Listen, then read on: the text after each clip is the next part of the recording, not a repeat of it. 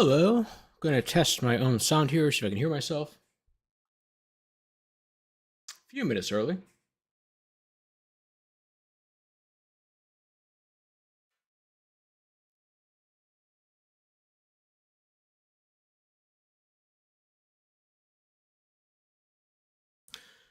Hello. I'm going to test my own sound here, see if I can hear myself. A few minutes early.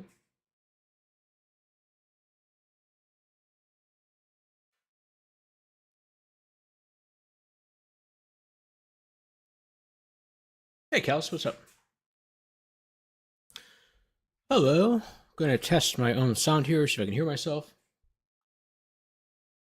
A few minutes early.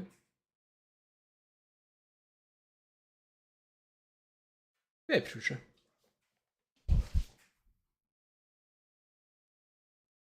Hey, Kels, what's up? Hello. I'm going to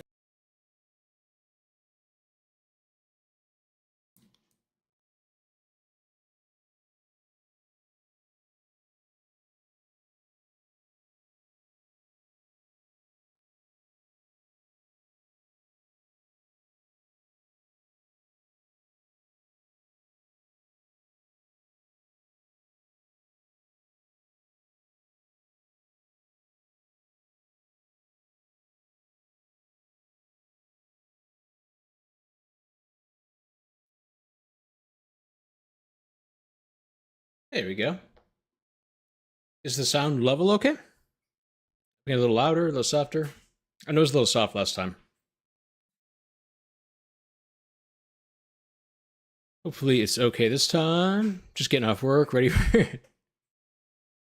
Yeah, this one's going to be more of the same as last time, where I just kind of broadly complain about Fulton County. Let's see. How many people do we have here? I never know when to actually, like, start. That's the problem that I have. Like, I don't want to make people wait, but I also don't want to cut people off. Volume's good. Okay, cool.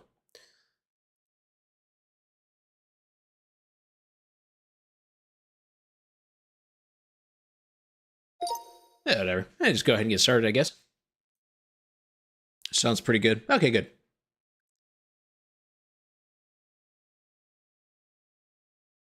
Yeah, that's more than enough. Okay, cool. Oh, hey, Matt. Not streaming. Yeah, that thing with Melly, streaming Melly's hearing was really hard because their sound quality is, not great to begin with. And then I had to match my own sound with against theirs. Or I guess I don't have to because I didn't, but in theory, you should do that.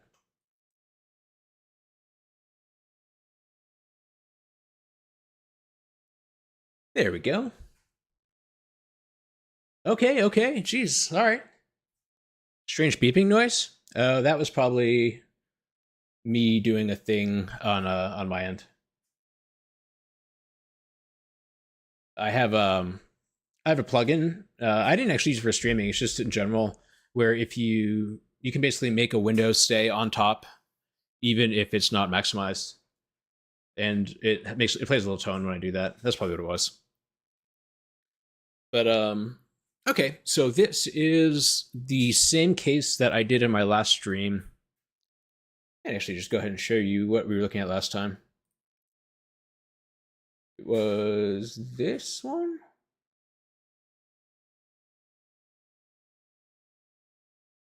Broad. Nope.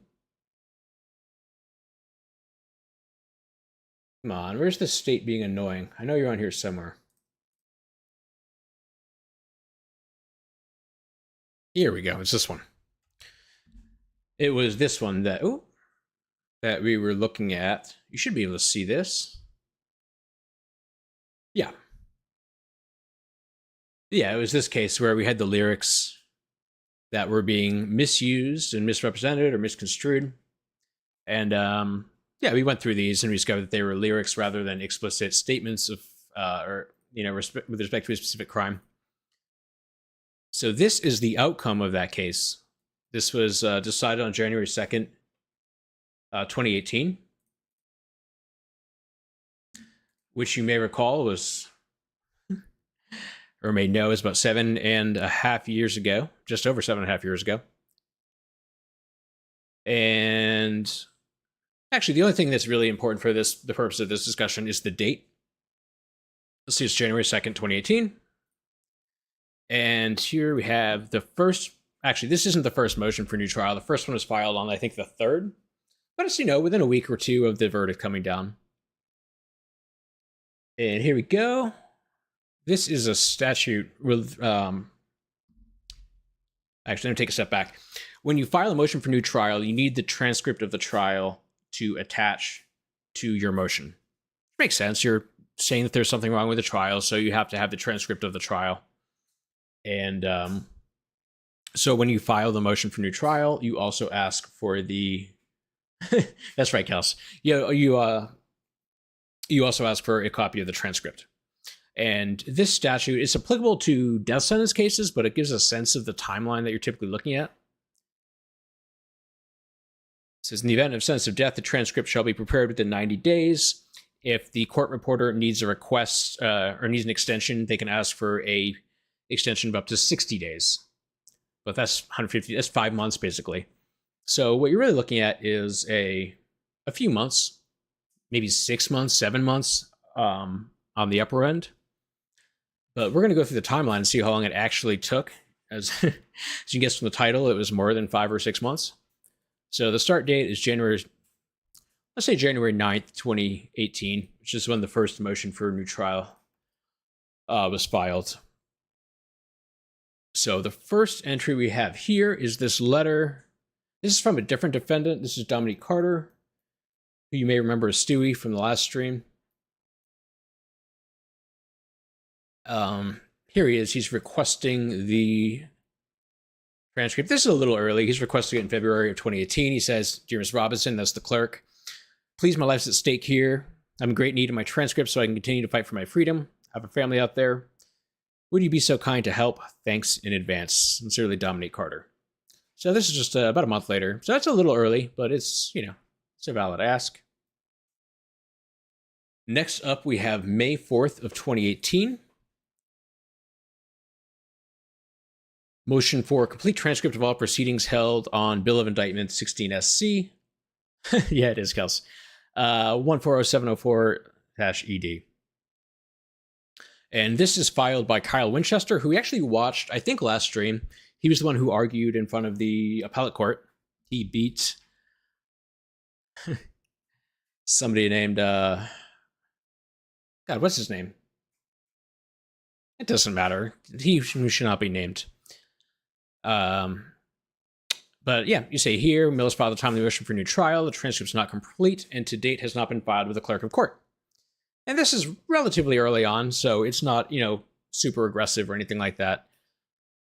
But he's done some case laws. The duty of the state to file the transcript after guilty verdicts has been returned in a felony case. Whereas here, the defense formally requests transcription of all critical proceedings. The failure of the state to furnish a complete and accurate transcript results in prejudice, the remedy for which is a new trial. See Sheard v. State, that's from 2016 case. See also Johnson v. State, insufficient transcript recreation, prevented adequate appellate review, requiring reversal of malice murder conviction and a new trial. So this is a serious thing. This is not a mere formality. So we are going to jump ahead in time a bit here. May 21st, 2021. Remember, we're going from, I'm just going to close this so I don't mess it up again. January 9th, 2018 to May 21st, 2021. So we're 3 years, 4 months, give or take. We actually have the dates here. On December 21st, 2017, the defendants were convicted on indictment 16SC, with the exception of count 7, possession of a firearm by a convicted felon. That's Darren Mills' count, actually. He was acquitted on that count. Defendant Mills filed a motion on January 9th. Stewie filed on January 16th, and Spass filed on January 22nd, 2018. Slingshot us into the future, yes. That is what I'm going for here. So on January 21st, 2020, defendant Mills, through counsel, I thought I had that. Darren Mills, through counsel, filed a motion to show cause to determine a completion date for the trial transcript. So he'd waited about just over 2 years as of this date for the transcript. Nothing came through. On January 23rd, 2020, Winchester, attorney for Mills, announced that Jackie Washington had informed him that the transcript would be completed in 90 days, approximately April 30th, 2020. On March 12th, 21, Kyle Winchester announced that Washington had informed him that the transcript would be completed by the end of April 2021, a full year from the previous anticipated completion date. The case was reset to May 17, 21 to determine if transcript had been completed. On May 17, 21, the transcript had yet to be completed.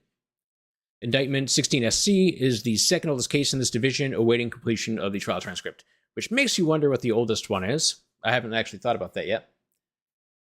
As of the date of this order, the complete trial transcript has failed to be produced and filed. The court finds that Jackie Washington... I thought her name is something else. I don't know why. Oh, I was thinking of Jackie Johnson. Never mind. The court finds that court reporter Jackie Washington has had ample time and opportunity to compile and produce the complete transcript of said trial. It is therefore the order of this court that Jackie Washington appears before this court on June 9th, 21 to show cause, if any there be, as to why the transcripts from the December 17th jury trial have not yet been filed with the clerk. Which will appear virtually. You may recognize some of these names. Actually, Burke Doherty too.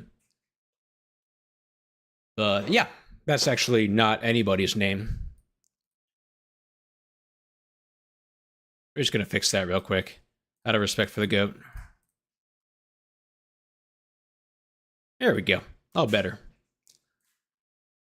So this is a letter from Darren Mills, writing on behalf of my trial transcripts. I went to trial December 2017. Actually, I should tell you the date first. This is June 7th, 21.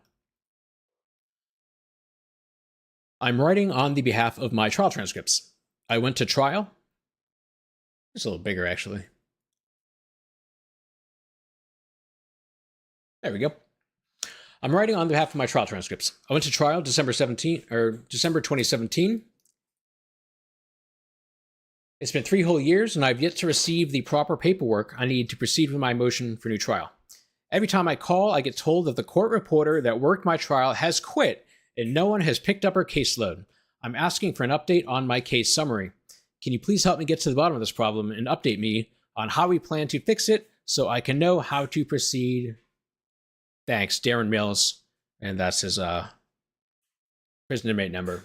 This is much more polite than he should have to be, but nevertheless, we're at the about 3.5 year mark here. Jumping ahead, June 14th of 21, order for production of trial transcript. This is from the court.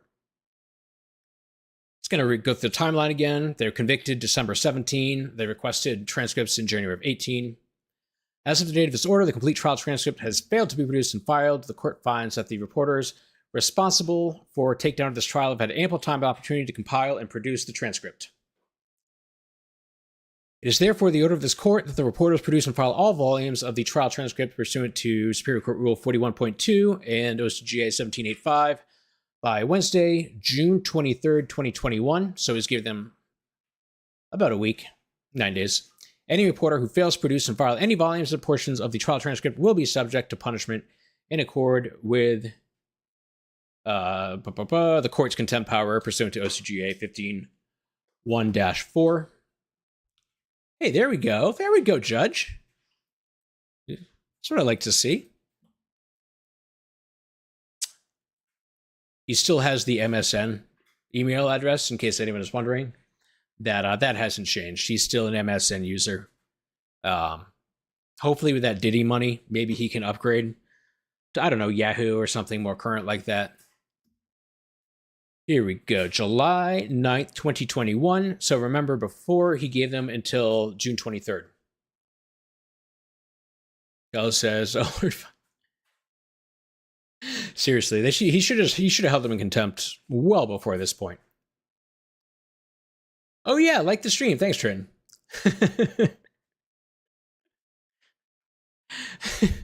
One of these days, man, I'll get it. I'll get there. Oh, goodness. Okay, so here we are. We're a couple weeks later here. July 9th, 21. Order to show cause. Much of the same stuff. I actually wanted to check, make sure this one's the same one. On June 14th, this court issued an order requiring all transcripts to be filed no later than June 23rd. The order provided that any reporter who failed to produce and file any volumes will be subject to punishment in accordance with the court's contempt power. It appearing that the complete transcripts in this case have not yet been filed, it is hereby ordered that court reporter Jackie Washington appear in this court on the 9th day of August 2021. Show cause. If any there be, it's why the transcripts have not yet been filed. Still can't waste time on a silly domain. True. Here we go. So Steele, we have Winchester, two great attorneys. I don't know the others. I don't know if Deborah Leslie could be great. I just haven't met her or seen her work before. What is Ms. Washington doing with her time? I don't know, man. Ooh, it looks like I skipped this one out of order. This is the motion to show cause that was referenced earlier. Looks like I just didn't put it in order. But this is a January 21st, 2020 motion for order, OSC. And so now we have the state jumping in. We are now at September.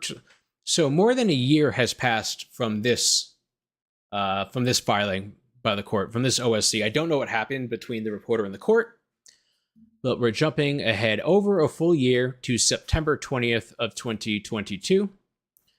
Same judge. This is from the state rather than the defendants this time. Let's see here. We have a motion for production of exhibit transcript. Okay, this is one other thing I didn't say. The transcript isn't just literally a transcript of what is said. It's also a copy of all the exhibits. Usually it's just paperwork. If you have like cell phone records or something, it'll just be a copy of the cell phone records. Sometimes it'll have to be like a CD or DVD, I guess. They still call them CDs for the most part, but some kind of other media. But the reporter's also responsible for attaching the exhibits to the transcript. And that's what this motion's about. So, state of Georgia saying defendant was convicted on December 21st, 2017. On May 21st, this court issued a show cause order. In California, we call them OSCs, order to show cause. Issued an OSC requiring Ms. Washington to appear on June 9th, 21, show cause. June 14th, again, of 21. As of this date, an exhibit transcript containing state's exhibits 1 to 65 has yet to be filed with the court. This appears to be an oversight, as other volumes of the exhibit transcript have been filed, starting at volume 2. Consequently, it appears that volume 1 of the exhibit transcript may have inadvertently not been filed.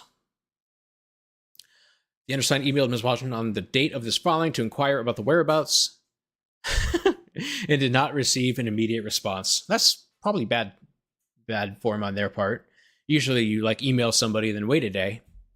But sure, why not? And it's 1:30 in the afternoon. It's not even like they didn't even wait until the evening.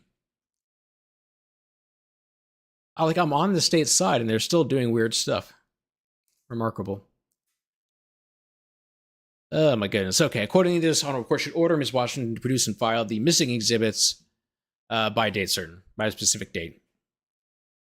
So now the state's asking for Matt says inadvertently seems to be doing some lifting here. That is true. And I mean, even if it's inadvertent, it doesn't make it better. I mean, I guess it's better than intentionally leaving it out, but because the people have been so immediate. Yeah, exactly. It doesn't really fix anything, even if it is irrespective of whether it's intentional or not. Order for production. So this was entered 2 days after the state's motion back here. The state was probably concerned about losing the conviction entirely because of that case law that we read earlier about,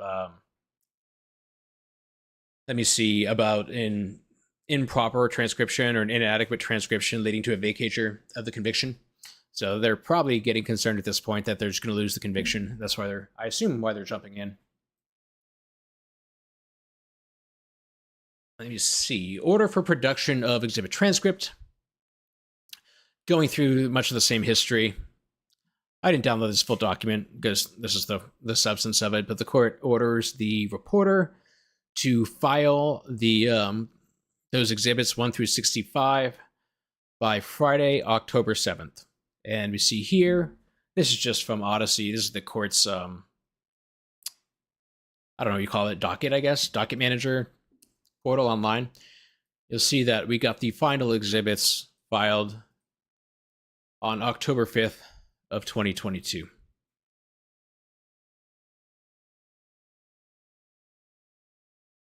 Yeah. Well, I mean, that's the funny thing, Kels, is that they are going to get vacated.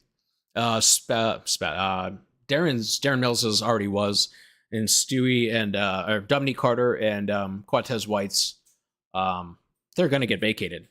So it's not like these are meritless motions for new trial where, you know, it's clearly a clean conviction, and you know they're trying to get something done on appeal. They're going to win.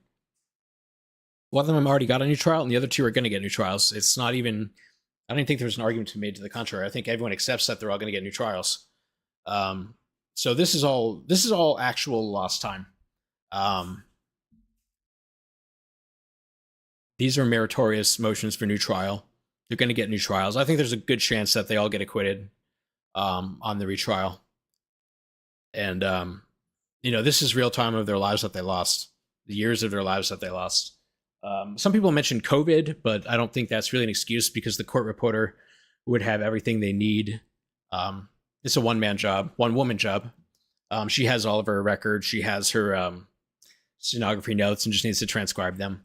So it's not really a question of, you know, social distancing or anything like that. So COVID doesn't really play into it. It's just a travesty. And like I said, this isn't, you know, they're going to win. This is lost time. The thing that, one of the things that concerns me is that the state is going to turn around and say they're going to try to use this time, you know, 2018? I think they've been in prison since October 30th of 2015.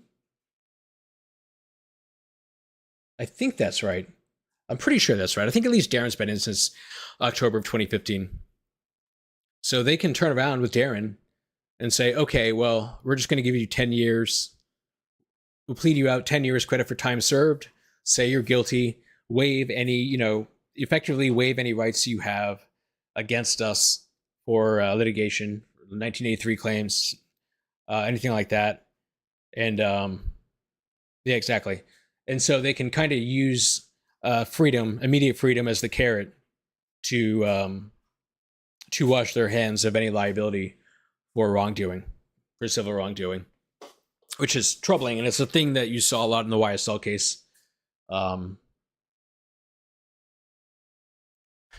want to say more, but I can't say more about the YSL case. But that's the theme that you'll see a lot going forward. YSL Cal's innocent time in prison, not justice. Yeah. I think that's, just to restate what I said, that's kind of the travesty of it, is that they can put you in prison illegally, unlawfully, or wrongfully, and then say, hey, if you want to get out of, or I should say jail, not prison, jail or prison. If you want to get out of jail or prison, just say, you know, sign your rights away and you can go home tomorrow. And that's how they get away with a lot of other stuff. Actually, it looks like I forgot a couple of these letters. This one upset me. This is Spaz, Quatez White. I talked to one of his past lawyers, actually, and she spoke very highly of him, and I trust her judgment a lot. Kel says, so he's stuck with conviction and takes civil action away. Yeah, that's basically the idea. He doesn't have to, but I mean, if you don't, you're risking going to prison for, you know, decades more. So it's kind of a, what do they say in The Godfather? An offer you can't refuse. That's kind of what it comes down to. I want to say that I'm upset with Mr. White here because his handwriting is impeccable. I find that offensive, but still. Kathleen Tina Robinson, who's, I think, the former clerk, actually. The aforementioned, is requesting the name and address of the court reporter who recorded the transcripts from my trial. Upon request, may this information be forwarded to my current address. I know, right? Man, there's this... hold on, I gotta see if I can find this signature in a way that isn't going to get me in trouble, because there's this guy. He's actually younger than I am, which is also offensive to me. He has the most ridiculous conviction I've ever seen. And let me see here if I can find a copy of his signature. Like, if I show you his signature, I'll be showing you his name, though. I'm an idiot. Okay, you're not going to get to see his signature. But it was so beautiful that I told him that I was offended and upset with him. And he told me to shut up. So, yeah, we're best friends now. Notice substitution of counsel. Oh, this is another request for the transcripts. This is, you can't really see this. This is August 17th of 2018. Attorney Leslie requesting a transcript as hit like as of that date, August 17th. The Leslie Group. That's a good name. I wonder if there are other Leslies. Oh, hey, Aaron. I saw you commenting in Mel and the Fit Lawyer ATL's chat or stream chat. That was a really good stream, by the way. Who's like to receive transcript? Exactly. If you count from, oh yeah, it's the stream title. It's, I think, 1,730 days. If you count from the 2nd or the 9th, I could be off, but it's, you know, it's years and years. I mean, it was, what was the final date? What, 4 years? What, 9 months, give or take? That's about 0.7 mellies.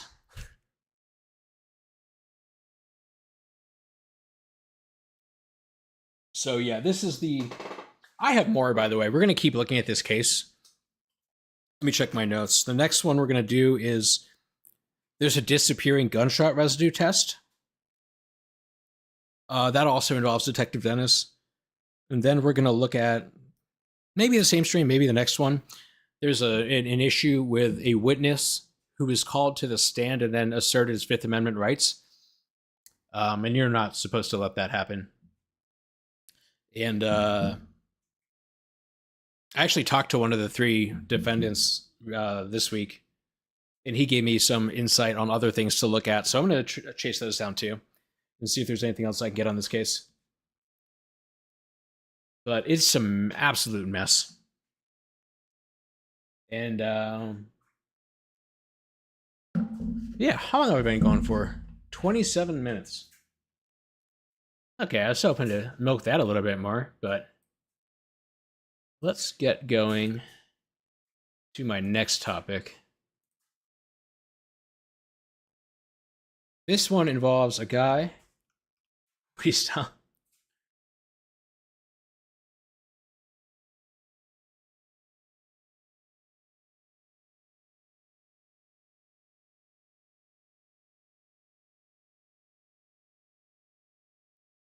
Many of you may remember this one, actually.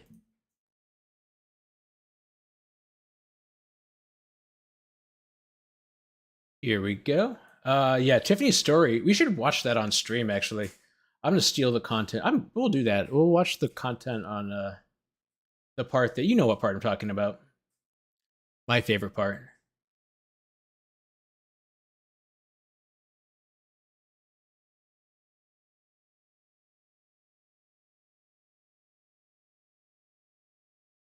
Where do we go?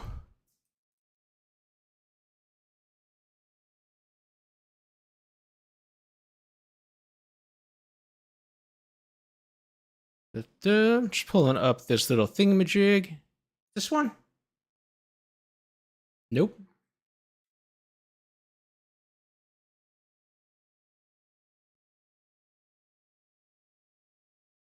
Here we go. This will work.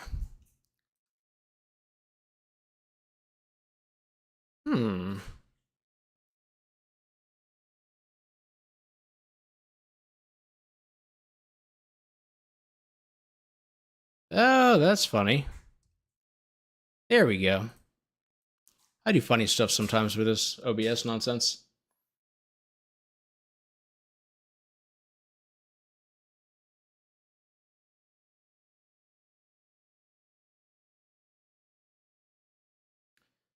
It's not stealing. It's kind.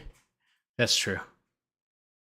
So the case we're going to look at now is this one. So I'm just going to read this article and maybe look at a few tweets just to see what kind of what people are saying about it. Judge McAfee, Fani Willis. It's strife in Fulton County, Georgia, as a well-known judge questioned the judgment. You see, I like pens, so I get a lot of pen ads. This is a Retro 51 Tornado. This is a Cross Bailey Light. I'm a big fan of both of these, although I don't like the gold. I prefer the... let me see if I have one.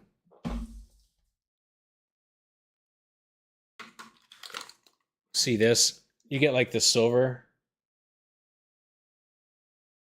But then with the retro, you can either get, I don't know those. You can get either the silver or you can get the gold color. I prefer the, that's true. I mean, I've never lied about that. All my grifting money is for pens. You have the Cross, this is the Cross Aventura, which I also like. But, you know, I'm sorry, I got distracted. We're going to keep going.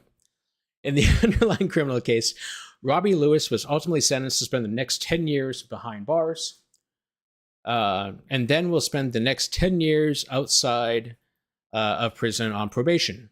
The defendant, who has a long and varied rap sheet, was initially facing 13 charges, including 2 counts of aggravated assault, 1 count each of aggravated assault not resulting in serious bodily injury, aggravated battery, false imprisonment, kidnapping, armed robbery, robbery by intimidation, as well as 5 firearm-related offenses. Let's see, it's a little bigger. On Tuesday, Fulton County Superior Court Judge Scott McAfee begrudgingly signed off on the accord between the state and the defense after the victim of the crime outright rejected it. I don't know what that means. They're not allowed to reject a plea agreement, but in any event. They robbed me, they beat me up, they hit me with a gun, they stole my money, they took all my keys, all the keys to my cars, and I'm suffering from that. I'm not accepting it, Your Honor. Sharam Mashiri's Zavia said during the sentencing hearing, according to courtroom report by Atlanta-based ABC affiliate WSB. The court acknowledged the victim's feelings and then some. McAfee took the opportunity to note that Willis's office was responsible for coming up with the plea agreement, not him. We'll note that if the district attorney is concerned the bench here in Fulton County is soft on crime, this offer did not come from the bench. Some of you may remember that the infamous "It Was a Wonderful Time" interview given by Fon. I'll actually show that after this. McAfee even took the opportunity to run through some of the evidence law enforcement marshaled against the defendant, seemingly highlighting his hesitation with accepting the arrangement. We've got DNA, cell phone records, and video footage. Sorry, I'm not going to look at the pens. As the hearing dragged on, the court's consternation took the form of probing questions for the prosecution. If the state could just walk me through the basis for their reduction, McAfee asked. I'm familiar with the facts of the case, and I'm familiar with Mr. Lewis's history. I think this is the most serious case I've seen in trial division, or the most serious case I've seen trial division have, maybe in the past year. That's odd. Because, I mean, there have been many murder cases in the last year. In any case, a man named Robbie Lee Lewis has over 3 dozen charges dating back to 2006. The latest charges filed against the defendant came in August 2024. That's this case that they're talking about. The district attorney defended her officer's decision not to pursue Lewis as a recidivist, which can be a formal designation that comes with sentencing enhancements, in an email to the TV station. In my backwards... I was so glad that Tiffany... Okay, we're going to get back to the backwards dress when I show that video. In this case, the defendant was sentenced to 25 years to do 10. He will serve... Ooh, this is the pilot metro... Never mind. He will serve every day of 10 years in a Georgia penal facility because he pled guilty to kidnapping. I almost bought this last night. After the askance question asking... Askance? It's an interesting use of askance. The court did accede to the deal, exactly as proposed. The district attorney pointedly noted, a judge is ultimately always responsible for sentencing. True. Clearly, Judge Scott McAfee thought the sentence was appropriate because he accepted the sentence and made no amendments, as he has the legal authority to do. I'm sure that she believes that's true because of the fact that they did it to somebody that you know what I'm talking about. He can't just amend the sentence, the plea agreement. That's not a thing. I know she thinks that that's true, but it's actually not true. Did you say consternation a second time? You just use consternation. Did they not say consternation already? I knew it. You can't use consternation twice in an article. That's ridiculous. Oh, God, they're testing me. Is this I think this is the cross ATX here. Consternation between Willis and McAfee, of course, is nothing new. In fact, in Fulton County, it's a long and winding narrative. I don't want to get into this. This is the Donald Trump stuff. Nathan Wade. There may have been some, affection shown by and between Mr. Wade and Ms. Willis. Maybe some light kickbacks, perhaps. Kickbacks is not not like I'm not using that euphemistically, like actual kickbacks. So yeah, you get the. What is this? You get the point. There's a conflict between the judge and oh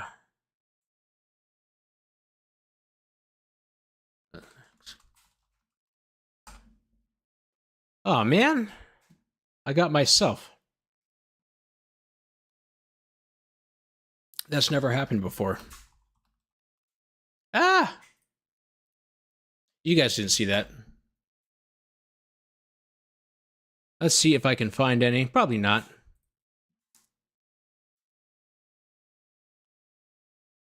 Yeah, whatever. But anyway, there were a lot of tweets. People criticizing the judgment for various reasons. And I just wanted to show you guys what exactly his criminal history is and why I thought it was interesting.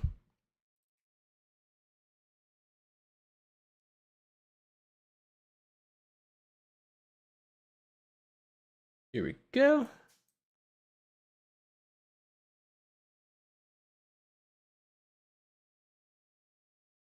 Look at these.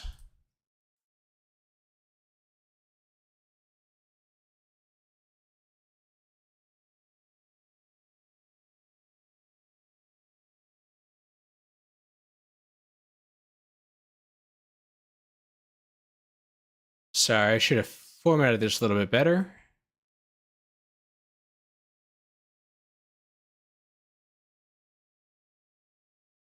I wasn't looking. It wasn't like a vanity thing, So these are all of his prior cases. So we have September 19th, 2007. Let's see. Probation. He got probation on cocaine, having cocaine and marijuana. A few months later, he had another case that got dismissed. 2008, he had possession of less than 1 ounce of marijuana.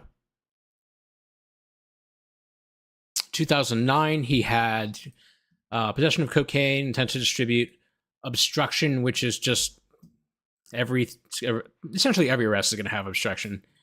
Pedestrian darting into traffic. Jaywalking, essentially. Let's see. 2010, 5-year suspended sentence for having cocaine. So it seems like the guy has a drug problem. 2010. I'm going to pull this up for you just because of how great it is. We're going to read through this. Let's see here. Robbie Lee Lewis. There we go.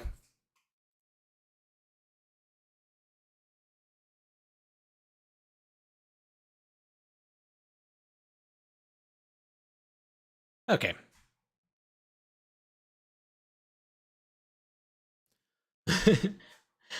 Not as yeah. I'm a big Penn fan. Let me straighten this out a little bit. There we go. So this was filed December 7th, a day that will live in infamy, 2021. You'll see this is Robbie Lee Lewis. This relates to the 10SC case. I'll just go back to the last one real quick so you can see. That would be this case right here. No, I didn't mean to do it that way, but that worked out okay. Hit like. Yeah, exactly. Smash the... I still can't do it. Okay, so this case relates to... This motion relates to the 2010 case, and we're going to see what it is all about. Comes now, the defendant Robbie Lewis buying through undersigned counsel, and the state of Georgia buying through the undersigned ADA. Both parties requesting this court vacate the defendant's current conviction in 10SC 95905 for the purposes of resentencing in the interest of justice. I actually tweeted part of this last night. Both parties requested the defendant's current conviction be vacated for the... Actually, I don't need to worry about that. Be vacated for the purpose of immediately pleading guilty to the indicted charge and entering a new negotiated plea of 13 years to serve 11 years in custody, credit for time served in the amount of 11 years, balance of 2 years to be probated. Said probation be served on non-reporting status. Notice this is 2021, and he was convicted in 2010, so he has already served 11 years at this point. So now they're going to give a little factual, kind of a mini factual basics, just explaining what happened. First, the state further intends to withdraw its notice of aggravation and state's intent to seek recidivist punishment in order to facilitate the entry of said plea. Hold on, my dog's being weird. I'm going to grab him real quick. All right, we're going to read this together. Sorry, Matthew. I don't mean to bother you with the puppy. On October 1st, Mr. Robbie Lee Lewis was arrested. Oh, watch out. Arrested along with co-defendant Aisha Lovett for allegedly having conducted a single-hit cocaine sale in the presence of a police officer. The state of Georgia alleged that on the subject night, an officer by the name of Hassan was on patrol when he observed an interaction between two individuals later alleged to have been Aisha Lovett and Robbie Lee Lewis. Hassan approached Aisha Lovett after the observed interaction, and upon confrontation, Aisha Lovett produced a single rock of crack cocaine. Aisha Lovett informed Gaston that she purchased the single cocaine rock from Mr. Robbie Lee Lewis. Okay, I get it. This is a pet peeve of mine. You can't... I got yelled at so many times for stuff like this. You can't end with Mr. Or like... What else? What else should you not end in? Like $? And then... That's not really a good example. Like section? Or... What else? Those are from me. I needed something to show... I needed something to take up the spaces in the line to show the line break. But yeah, I got yelled at many, many times for having a name break across the line like that. And so I just wanted to show you that if you hit Control-Shift-Space, you can actually keep these together. It's called a non-breaking space. I think so, Kels, or a hard space.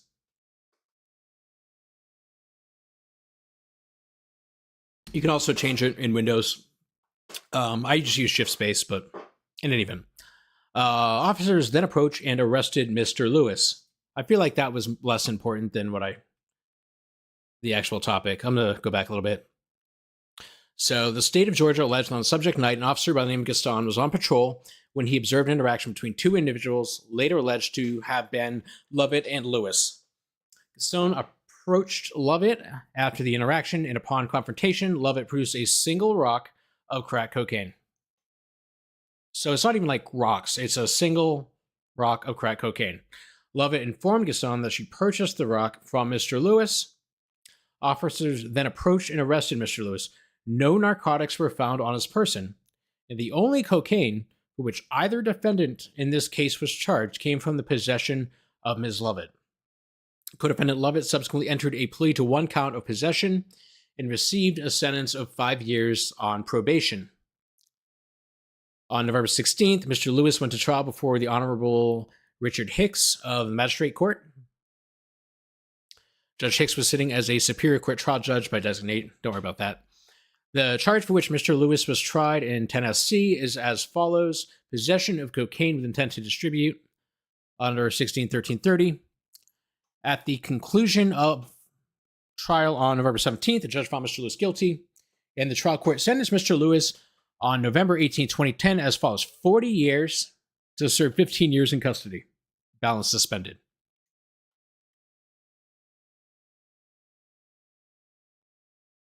He would not be eligible for parole until the 15 years are complete because of the recidivist sentencing. So he got 40 years to serve 15 for maybe having 1 crack rock.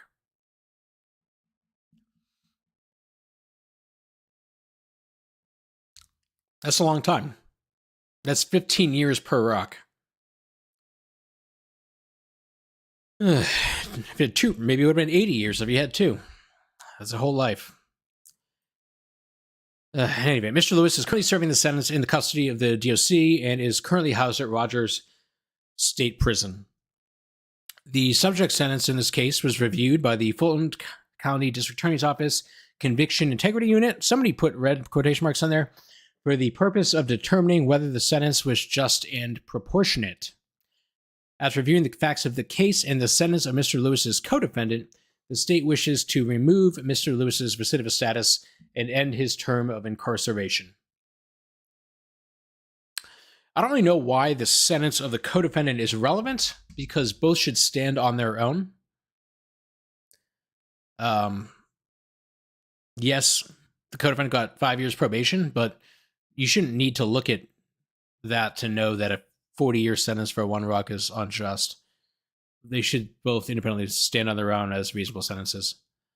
Due to the circumstances, the state and Mr. Lewis are jointly requesting that this court grant his extraordinary motion for new trial and allow him to immediately plead guilty to a sentence of 13 years, capitalized, to serve 11 years in custody, credit for time served, in the amount of 11 years, balance of 2 to be probated, served on non-reporting.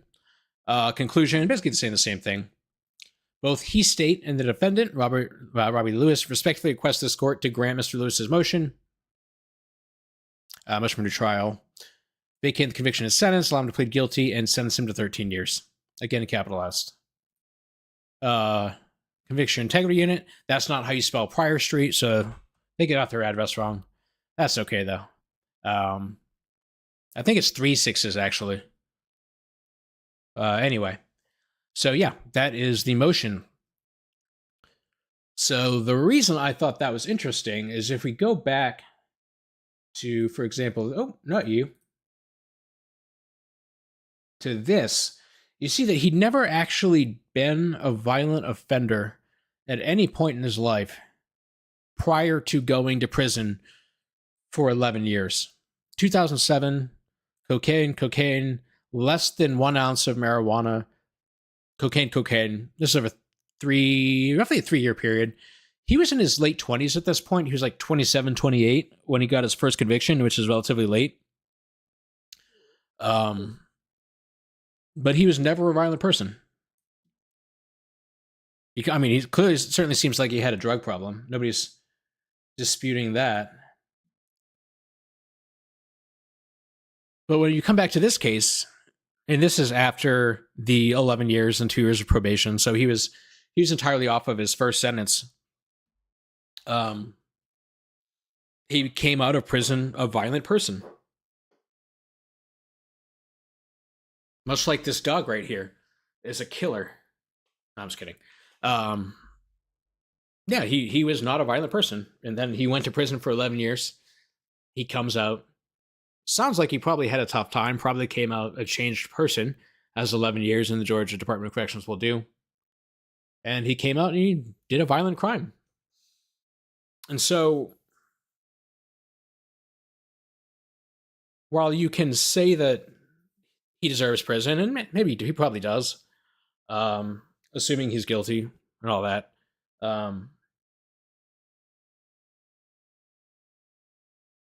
portraying him as a repeat offender or this repeat violent offender is completely untrue.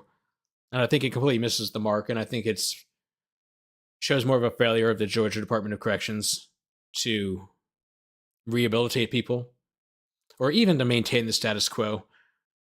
To the contrary, it seems to show it's just the failure of the system. It created a victim where there very likely would not have been one in the past. And yeah, that's a shame. Factual Lie says, I'm watching a Judge McAfee trial at the moment. Adkins is lead prosecutor, and the lead investigator told a witness to lie on the stand. No. Yeah, I like Adkins, but the investigators I don't trust at all. For obvious reasons. Let's see. What do we want to do next? I kind of want to watch that part of the Tiffany interview. I think we're going to do that. Let's see. What's the YouTube channel? The Millionaire Mel? I think it's this one, right? Was it live? Here we go. So this is we're gonna watch a couple of goats here. All right, my dog wants to get down, so we're gonna let him down. Factual, if you have a link to that case, you should drop it in the chat. But I'll definitely come back and watch it later. Maybe we can watch together or something.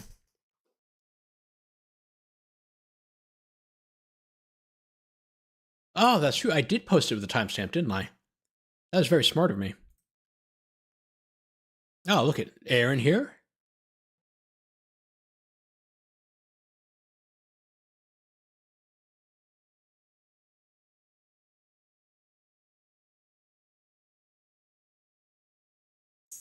What a freeze. True. Let me make sure this will work. Do I want it to capture audio?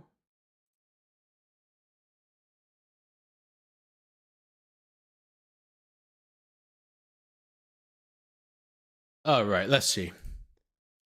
Nope, you're muted. Let's see. But you know what? And it's I can understand why she's been a career prosecutor, right? So she's talking about attorney love here.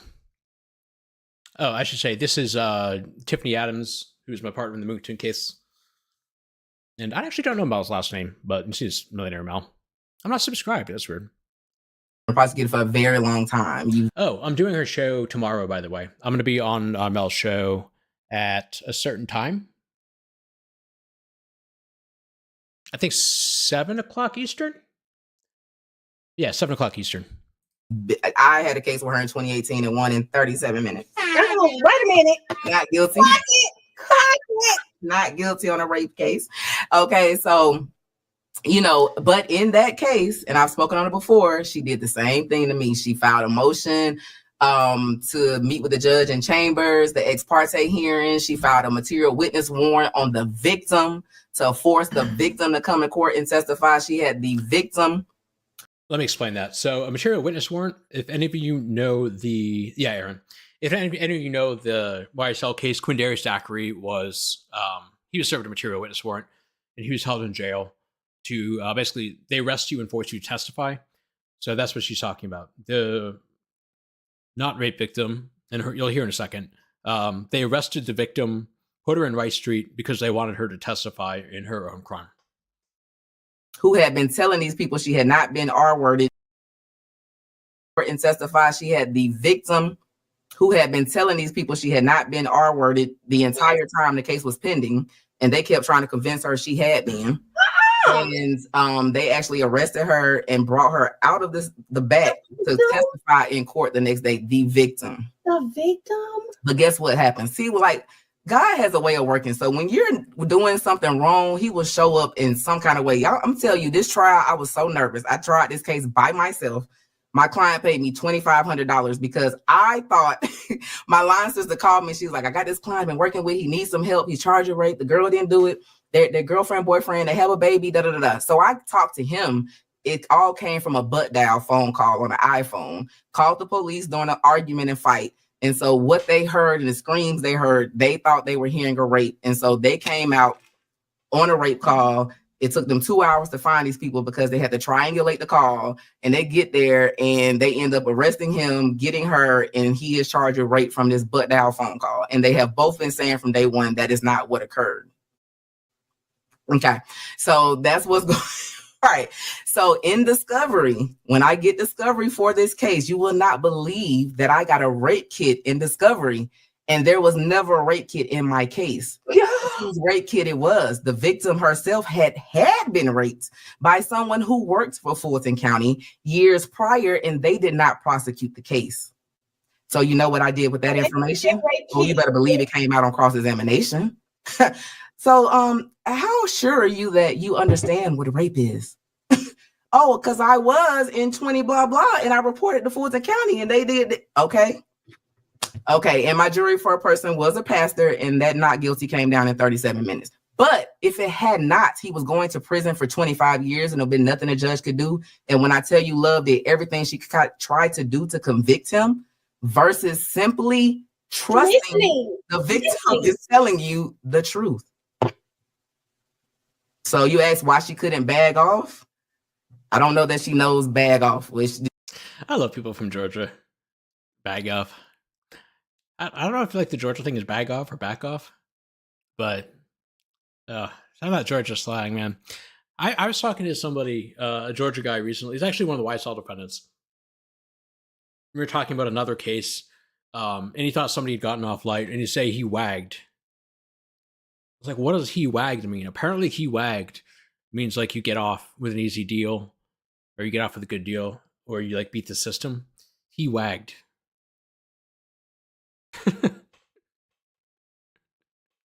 Like is it like the tail wagged the dog or something? He didn't explain it to me. I also learned that in Georgia you call prisons camps. You refer to other prisons as different camps. I was trying to figure out whether it means like different parts of the prison or like different prisons.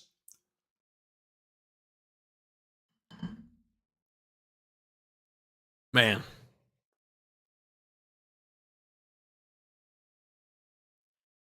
Once Mooktunk's out, I'm gonna have to have him explain some of this slang to me because I don't know, man. Oh my goodness. All right, what's next on my list? What do we got?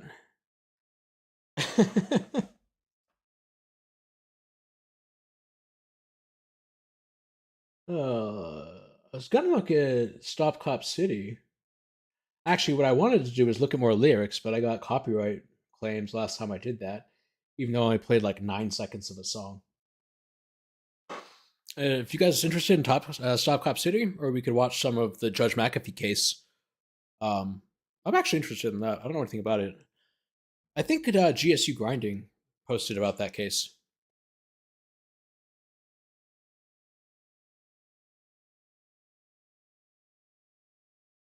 Love should be put up on charges. I can't say, but I will say I completely agree.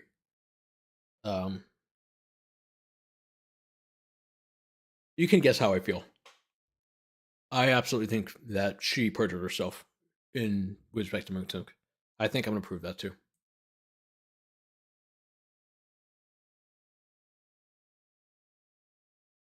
Let me see. It's a messy case.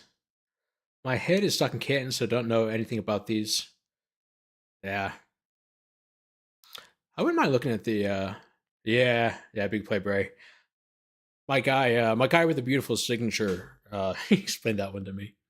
I'm gonna do a whole stream about his case soon. Next week we have Quintavis Greer, Unfunk, Young Thug's brother. He has a plea hearing in his case that I definitely want to cover. I'm really looking forward to that. Let me see. Melly Cash Out. Tavius Jeffries. Ooh, that could be fun. And by fun, I mean horrifying.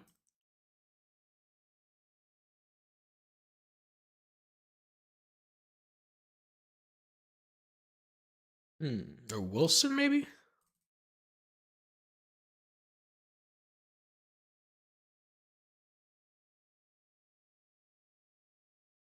Actually, yeah, I kind of want to do this one.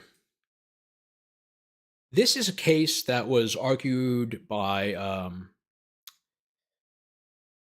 Andrew Fleischman, who's some of you may know from Twitter. His handle is Andrew Fleischman. And it was originally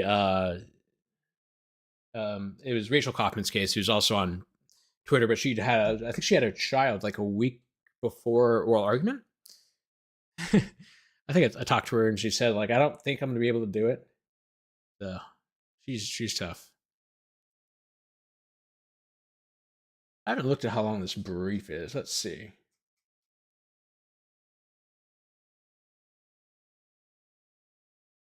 Yeah, I think we could watch oral argument for that case.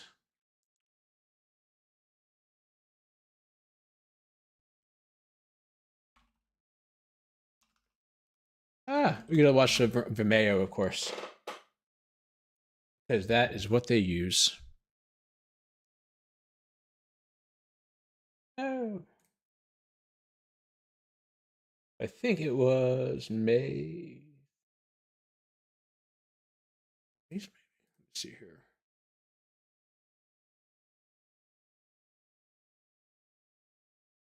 What can judges do about love? Not that much. I mean, in theory, they could refer her to the ethics board. But I don't know. She's good at getting away with this stuff. We'll see, though. I think part of the thing is she's good at what she does. You need lawyers who are really paying attention. Actually, let me give you an example. I'm going to do a full stream on this case soon. Probably multiple streams, actually, because it's incredibly complex. But this is one of my favorite cases to talk about. I think it's volume 2.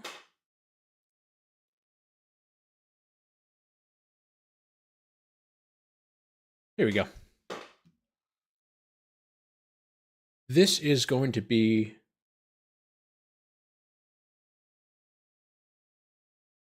actually, you know what? Maybe I could just use this as a intro to this case that I've been wanting to cover. Let's do it that way. I like that. James Cecilia and Whitaker told them they had to. That was disrespect. That's what that was. That wasn't. Whitaker wasn't telling them that because she thought that they would learn. She was telling them that because she wanted them to know that that they had messed up. I think anyway. I don't think it was that she thought they were going to learn anything. It was more an attempt to embarrass them.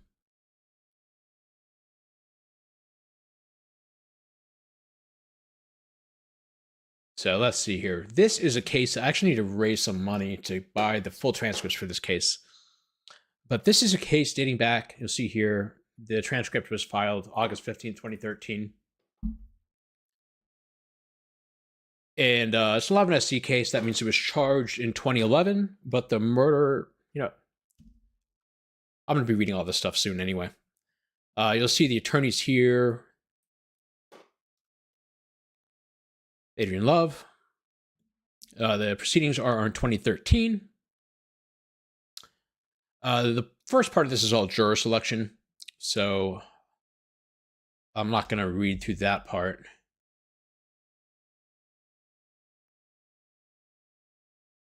I should say up front, this case has some of the greatest names that you will ever see, including Walter White.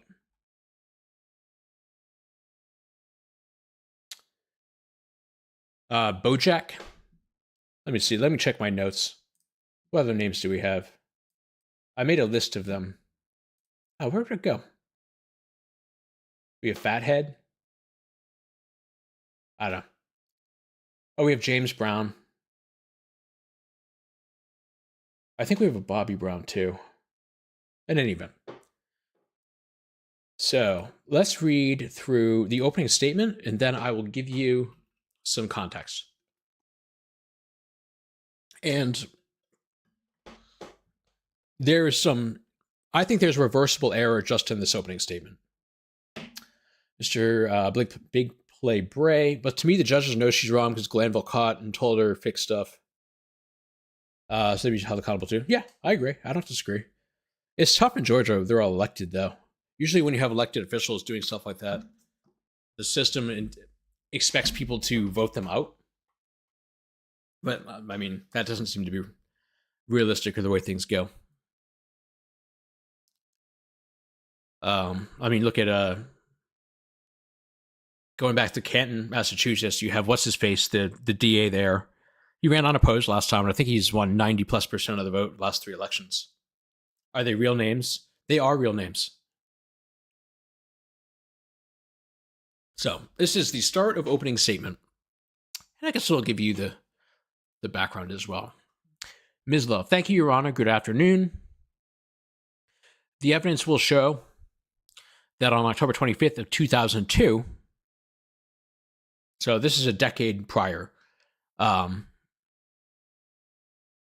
more thing I'll tell you before I start is that this case was actually closed until I think 2009 or 10. So the case was actually reopened. That's right, Morrissey. The case was actually reopened, even though it had been solved. And the 2 people that they had assumed had done the crime had actually been killed the next day on the 26th of October. So it was closed, and they had specific defendants in mind. They were deceased. They were killed in a retaliation killing.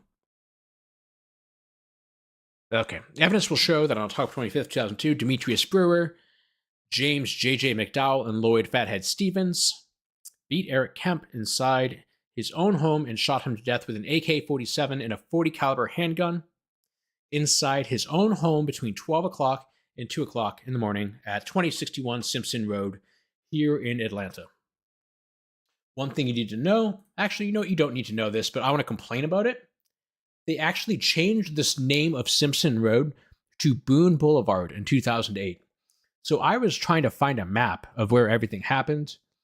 And I was like, where is Simpson Road? It doesn't exist. Much like one of these guns. The evidence will show that Demetrius Brewer, James McDowell, and Lloyd Stevens, they drove up Chicago Avenue, which runs parallel to Simpson and behind Eric Kemp's home and place of business. The evidence will show that they did so in order to... Oh, you know this case? Yeah. The evidence will show that they did so in order to ambush Eric Kemp. They were driving a blue Cadillac, like the one James McDowell was seen in just 10 days before this brutal murder. They got out of that blue Cadillac with assault rifles and handguns, and they walked up together behind Eric Kemp's shop and place of residence through a shortcut that connects Chicago Avenue and Simpson Road. They approached his home with assault rifles and handguns. The evidence will show that they knocked on his door and got him to come to the door, and once inside, they beat him with a pool stick and shot him with an AK-47 and a .40 caliber handgun that left a shell casing at the scene. This is worse than I remember. This is significantly worse than I remember. She's already lied multiple times. The AK-47 slug, it was still lodged in Eric Kemp's head when the autopsy was performed. I'm 90% sure that's not true. They did it at between 12 o'clock and 2 o'clock in the morning. But the evidence will show that they were brazen enough to get out of the car that they were in and walk across the street, Chicago Avenue, to that shortcut underneath streetlights. The evidence will show that 2 houses down, people who knew Demetrius Brewer, James McDowell, and Lloyd Stevens stood looking, kind of shocked that they were getting out of that blue Cadillac going up behind Eric's place. They were smoking crack. Because, see, in the neighborhood, everybody knew Eric too. He was known as the Beeper Man. You'll hear evidence that that part of town, it wasn't the most savory. Things went on that you're not going to like, and in fact, you may not like even the way Eric Kemp lived. But I expect the evidence will prove out that you're going to hate the way he died. These 3 defendants, along with some others, they went up that shortcut underneath that light. They were seen by Bruce Ector. He's sitting there. He grew up with these guys. He knew who it was. He knew who it was? Murtis Cooper, who is smoking crack. She's going to come in here. Not like, oh, there she goes. Was sitting in an abandoned house, actually standing there. She was actually smoking crack. She was straight up with the police. She was smoking crack, but she knew them too, and she saw them go past. There's a part where she has to like she's examining somebody, and she's essentially arguing that crackheads are great witnesses. Maybe they are. I don't know. Walter White, he knows them. He was standing there. He was at Mr. Scott's house, which sits right next to the abandoned house Murders Cooper was in. If Murders Cooper was in the house, it's not abandoned. That's just kind of the definition of the word abandoned. The evidence will show that these houses, they aren't that far apart. It's almost as if you can hold out your arms and go from one to the other, touching the sides. So you can't do that. So when someone is walking up the back in a cut and you look around, the evidence will show that you can indeed see them. Especially, that's argument. So when someone is walking up the back in a cut and you look around, the evidence will show that you can indeed see them, especially if you grew up knowing them. It's completely improper. The evidence will show that the time Eric Kemp was ambushed inside his home, beaten and shot to death, to their horror, his cousins later learned that while they were in the back doing things they didn't have any business doing, cooking crack, their cousin was getting killed. That's not what happened. That nobody testifies to this. But Aaron Ernest Williams, or Bojack as he was called, and Jason Fields, they thought the police were coming in. These guys came in like this, and Eric had his hands up. Jason is looking from the back. He turns and tells Aaron the cops are raiding the place. She just contradicted herself. While they were in the back doing things, their cousin was getting killed. But here, she says Jason sees them coming and they flee before he's killed. Anyway. They know they're doing things they don't have any business doing, so they leave and go tell somebody. Their family, the cops are raiding Eric's place. It wasn't until they went back to check on Eric, they found it wasn't the cops at all, that Eric had been murdered, to their horror and to the horror of Joyce Kemp, the mother of Eric Kemp. I keep wanting to spoil and explain everything to you, but that would just take away from the entire series that I want to do. I'm from the East. I was told don't go over there. I mean, it seems reasonable.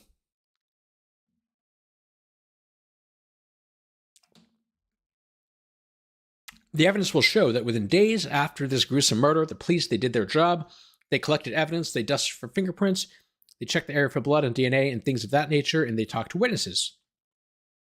They talked to Meredith Cooper, who told them who she saw. Talked to Anthony Stiles. They called him Ant, because he was out there that night too. All these people are smoking crack. 5 or 6 days after the murder, Anthony Stiles came into the police headquarters, and he gave a statement. He walks in and he gives a statement. Just walks in by his own volition.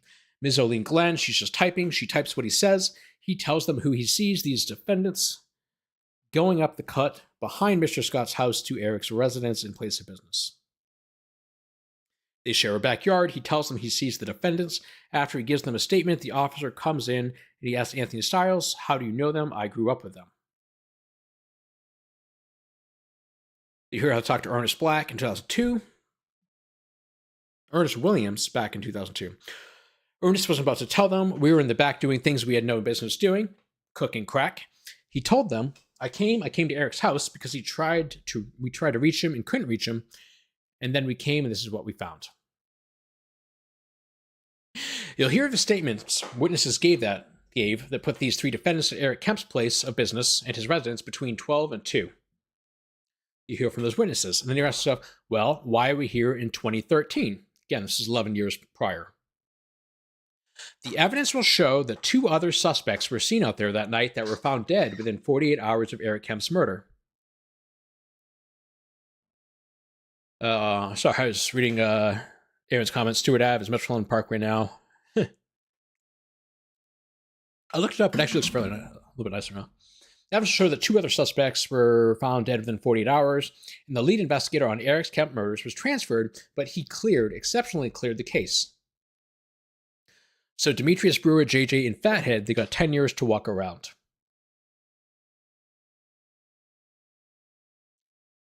So ask yourselves, well, why are we here now? Because the arm of the law is long.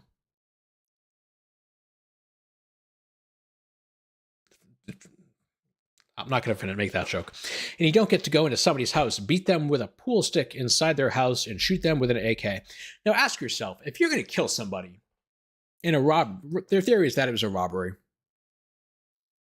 and you have an AK, and you're going to shoot them with an AK, and it's just a business thing, why would you beat them with a pool cue? Anyway, the evidence will show that their actions caught up with them 10 years later when their former associate, Daniel Chapman, happened to be in federal custody on his own probation violation. Nope, I'm not going to spoil it. I want to tell you guys this stuff so badly. Daniel Chapman was up to get a sentence and had a minimum recommendation he was looking at. So Daniel Chapman looked out for Daniel Chapman. And he knew within the federal system, when you make proffers, you better not give them any BS, because once they find out that you're lying, it's bolstering. Your Honor, objection to improper statements. This is opening, not argument. Ms. Love says, I'm telling the jury what the evidence will show through this witness. That's absolutely ridiculous. That's fucking ridiculous. No, the evidence is not going to show that you can't lie to the feds. Nobody's going to testify to that. This judge is being an incorrect judge. I'm sorry, I'm getting so worked up. Okay. Ms. Love, thank you, Your Honor, because Daniel Chapman knew that once the feds find out you're lying about one thing, everything is off the table. So he told them everything he knew about every crime he was aware of that took place, wherever it took place, and one of them was the murder. Judge, I can't even remember. Was it, what page are we on? On 303. It is Campbell, Judge Campbell.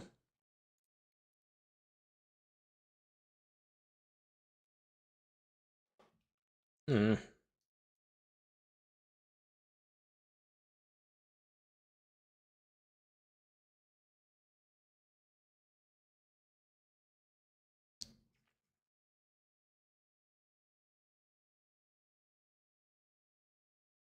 actually want to show you guys one thing for context.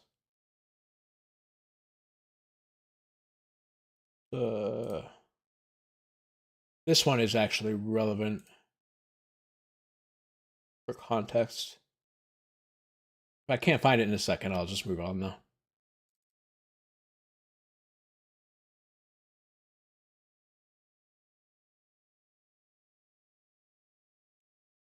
Yeah.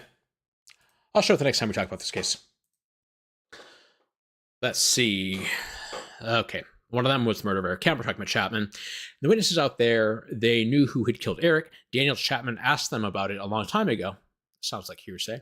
They talked about that like I'm talking to you now, like it's an everyday fact. They told Daniel Chapman what happened. So Detective Smith, who was there at the federal proffer on another case, just miraculously, he looks back at the Eric Kemp murder case from 2002, and he sees that it was exceptionally cleared. But unlike some officers who'd gotten information over the years and looked at it, saw that it was cleared, left alone, A.C. Smith began to research further. He read Murtis Cooper's statement, who was smoking crack. He read Anthony Styles' statement. He read Bruce Ector's statement. And then he ran reports to find out whether or not there was any corroboration. There was not any documentation of anything to support Daniel Chapman's proffer, because this case has been exceptionally cleared, right? Despite the fact that witnesses have put each one of these three defendants on the scene, and for some reason they're walking around free. So what does A.C. Smith find? This is where it gets stupid. So what does A.C. Smith find? Just like Bruce Ector said, JJ, he was actually in a blue Cadillac 10 days before the murder.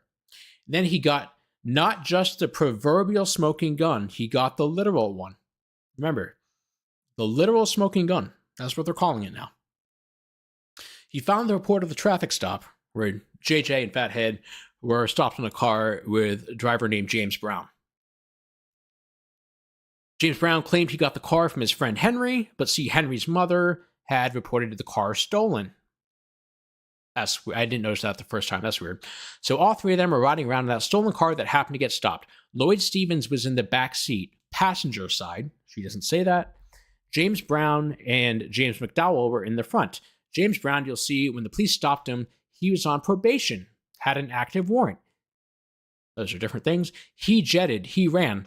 So the only guy not on trial is the one who ran. The two defendants, they just stayed because they, probably hadn't done anything wrong. The evidence will show that when brought back to the car after police searched the car, the defendants stayed. They never had to be brought back. When police came back to the car, they found underneath the driver's seat, near the rear floorboard, I don't know if that means, the rear of the car, but it was under the driver's seat, where Lloyd Stevens was sitting. He was on the passenger side. He was on the passenger side, not the driver's side. They found a .40 cal and several grams of cocaine. That's the report A.C. Smith found. Chapman said that Fathead and JJ told him they took half a kilo of cocaine from Eric, the beeper man, because he sold beepers. I don't need to know that. They took half a kilo of cocaine. So A.C. Smith, 10 years later, takes this .40 cal and goes and has it tested and compared to the .40 cal shell casing that was found on the scene of Eric Kemp's murder, and it's a match. I'm going to give you the punchline, but just remember this stuff because it's important. Nobody in the car knew where the gun came from, knew where the cocaine was. As time would have it, the GBI does this testing. Again, this is more than a decade later. According to all, the weapon, I'm going to tell you now, it got converted to property last year with the Atlanta Police Department, and it got destroyed. But the record of the test and the comparison, it remains intact. So the defense can't check and do its own testing. It's just the GBI report. That's all there is. Yeah, apparently factual lie. They kept the gun, factual lie says, so they kept the gun for 10 years. Yes, they kept the gun for 10 years. They did this magical test with the Georgia Bureau of Investigation, and then they destroyed the gun before the defense could test it.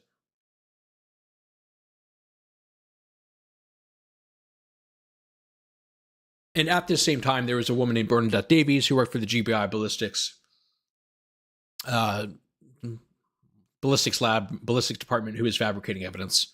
Although I don't think she did this one. But the GBI ballistic lab is not, they're not above reproach. I think we continue at the end here. You'll hear from these witnesses. Not a single one of them will be without some criminal history or another. Yeah, it's 10 years later. The gun was seized in 2002. I think 2002, 2003, and the testing was done, I don't know, after 2010. If it's not 10 years, it's 8 or 9 years. I'd have to check the dates. I have the reports. I could check the dates, but it's at least 8 or 9 years. More than 6 months, let's say. The evidence will show that each one of them, okay, they're circling back to the witnesses. They're charged with malice murder, also felony murder. Man, I'm actually remembering. I haven't looked at this case in a few months. I'm remembering how messed up it is. Okay, this part is also good. Emily, does this have anything to do with the case of the stenographer? I don't think so, Emily. I don't know anything about that. I'll have to look into that. Okay. While you listen, I ask that you do take notes. Listen to what the witnesses say. They're standing in different places. They're seeing what they see. Their statements aren't going to be lock, stock, and barrel, as you would expect if they got together and told each other what to say. They were all standing in different places when they saw what they saw. Judge the reasons that they have, as the court has instructed you, for saying the things that they say. They can't even agree on how many people were there. Some people said 3 people were there. Other people said 5. It's not, one of the witnesses said somebody was, 5'6", and the other said 5'8". They're just disagreeing on how many people were there, who was there, what weapons they had, who had weapons. Their stories are completely all over the place. This isn't, they were standing in different places and had different perspectives. It's just fundamental differences in the testimony. Here's just talking about the murder, elements of murder, venue. I ask at the end of the trial that you render a verdict that speaks the truth to the evidence presented. I'll ask that you find each of these defendants, Demetrius Brewer, J.J. McDowell, and Fathead Stevens, guilty of malice murder, felony murder, and felony That's fucking stupid. Why do you charge it that way? I'm not even going to read that. I'm just going to, I don't want something that's stupid to come out of my mouth. Ladies and gentlemen, I know that at the beginning of this trial, we said that we anticipate it will take 3 weeks. Jury selection went a lot quicker. I don't expect this trial to go beyond 2, even up to 2. My goodness. Okay. So she just does more rambling and she wraps it up there. Now, remember when I said the gun? I was talking about the gun, the smoking gun, I think she called it, the .40 caliber. This right here. Opening paragraph. Definitely prepared this. 100% chance she prepared this. Let's put this. The victim was not shot with a .40 cal. The .40 caliber was not the murder weapon. Nobody was shot with a .40 caliber. There were no .40 caliber wounds in the victim or in anybody else.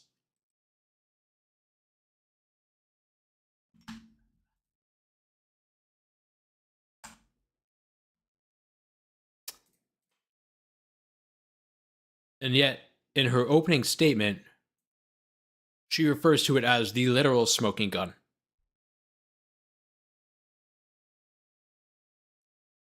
The gun, the GBI report here saying the .40 caliber is the one that was found in the car, in the blue Cadillac.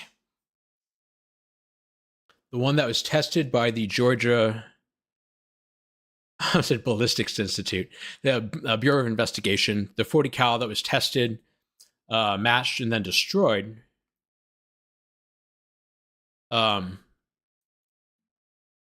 It was not the murder weapon. It has the only tie that it has to the crime scene is that there was a shell casing.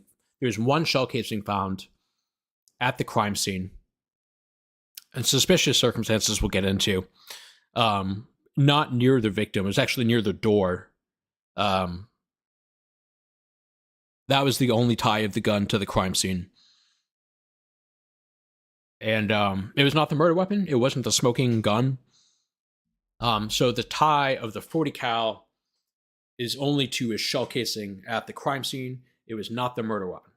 Nobody in pre-trial litigation, there was no, nobody even argued that it was the murder weapon. The autopsy report is very clear that the .40 cal was not the murder weapon. And let me see if I can find something on that point.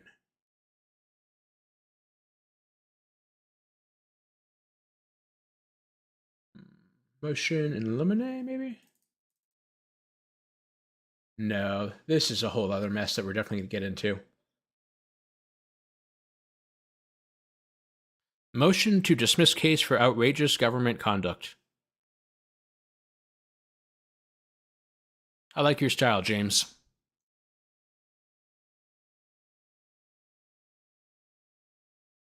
There.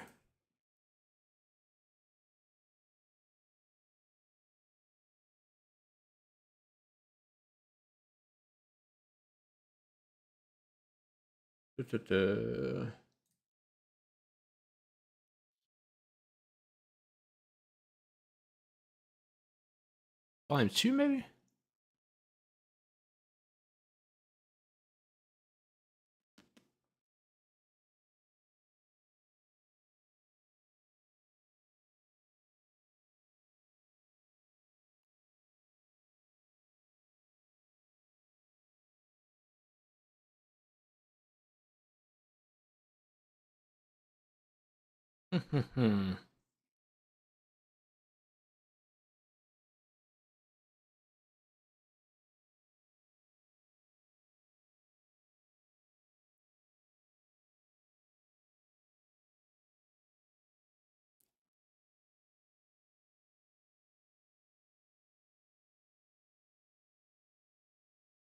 Let's see.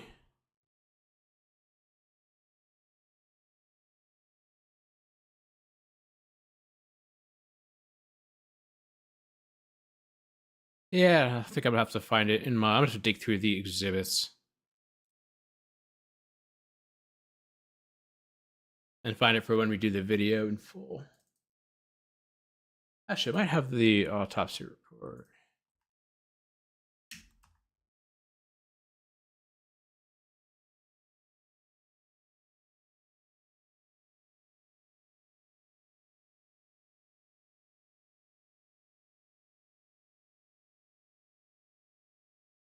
Yeah, I don't know.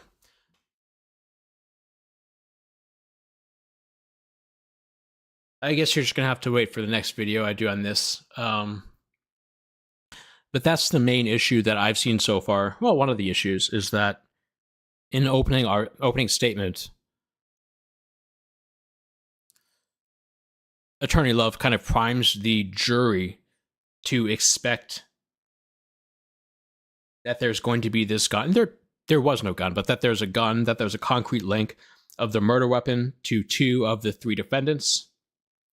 So not only was it not a link, and not only was it destroyed, the gun in question destroyed before trial, it wasn't even a link to the murder itself. It was at most kind of this tangential link between the scene of the crime and these 2 defendants. And above that, it was under the seat of somebody who wasn't the defendant, who wasn't a defendant. So it's like three steps removed from, at least 3 steps removed of being any, to me, useful evidence with respect to the murder. And all 3 of these guys are still in prison, by the way. I actually checked this morning.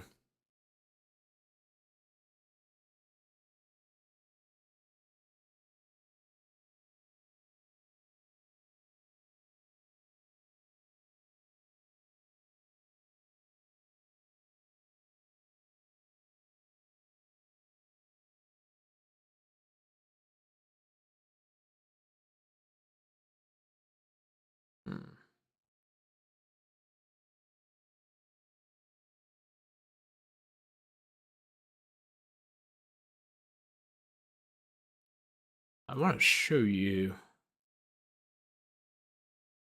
how recently they've been sticking to this lie.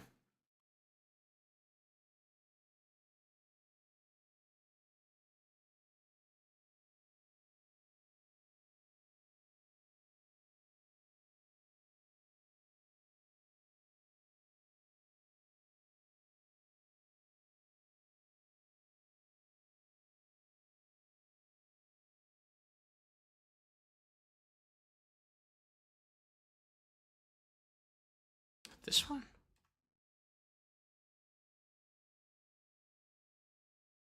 There's one motion where they continue to argue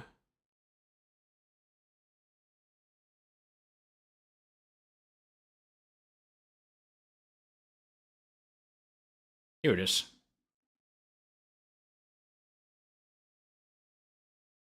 They're continuing to argue as recently as 2019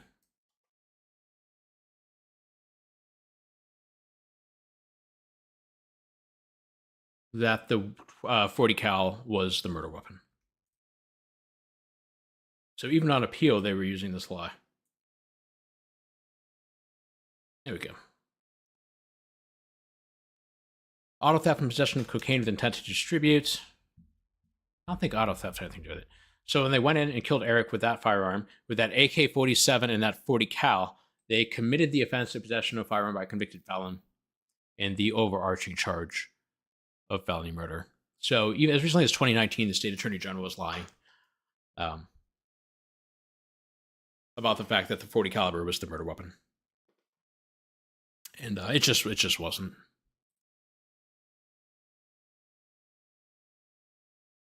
Daniel Chapman, remember the witness who started all of this? This is his 2022 revocation paperwork. So this is the guy who is the jailhouse snitch, who whose testimony, remember when Love was talking about how you better not lie to the feds? That was this guy that they were talking about. So this is what he did when he got out of prison with the feds. On September 30th, 2021, Mr. Chapman was arrested by South Fulton Police Department for committing the following felony offenses: murder, possession of a firearm by a convicted felon, 1611 131, 1611 106, 16521, 1613-30. According to the South Fulton Police Department, officers responded to a person shot in the area of Springbox Drive and Butner Road. On the scene, officers were advised that there was an unidentified black male in the driver's seat of a white Jeep. Officers discovered that he was deceased from a gunshot wound. This black male was found to be Mr. Dante Willis. This references a prior violation. Witnesses on the scene alerted police to an unidentified black male who's walking down the sidewalk in the opposite direction, who was in possession of 3 firearms. This male was discovered to be Mr. Chapman. Police officers began to follow Mr. Chapman, giving him verbal commands that he ignored until he was surrounded at gunpoint. He did ultimately surrender without incident. I'm using without incident a little loosely there. Mr. Chapman had 2 lacerations to the back of his head that were bleeding. 3 firearms were found in his 2 front pockets, one of which was confirmed stolen. 2 bags of narcotics were inside of his right rear pocket, and a large quantity of money was removed from his lower pocket on his left leg. Mr. Chapman admitted he was a passenger inside the Jeep where the victim was found and that they rode together to South Fulton. Inside the vehicle where the victim was located, police officers discovered 100 pounds of marijuana located in large duffel bags. That's more than the less than 1 ounce that we were discussing earlier. Mr. Chapman indicated that he did not know what happened after he and the victim arrived at South Fulton, but he did remember being hit in the back of his head with an unknown object. Maybe he's innocent. Mr. Chapman was transported to Grady Hospital and later arrested on the above, noted charges. Mr. Chapman's family reportedly posted the bond. Matter remains pending. So that's what the guy did after he was jailhouse snitch.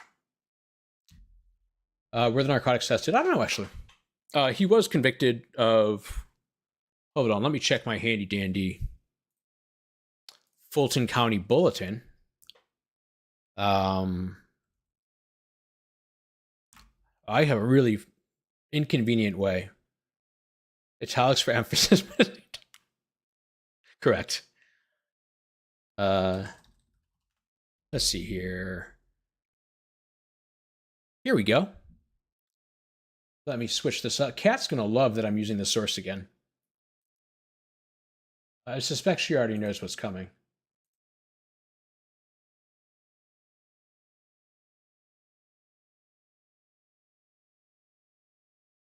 Oh, yeah.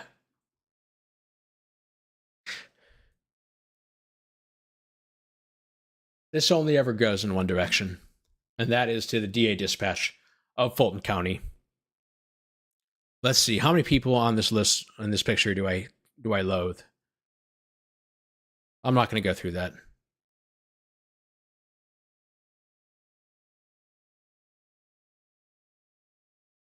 Let's see, let's pat ourselves on the back real hard. Let's see here. He was convicted of... Congratulations to the gang unit. Yeah, we're doing a good job.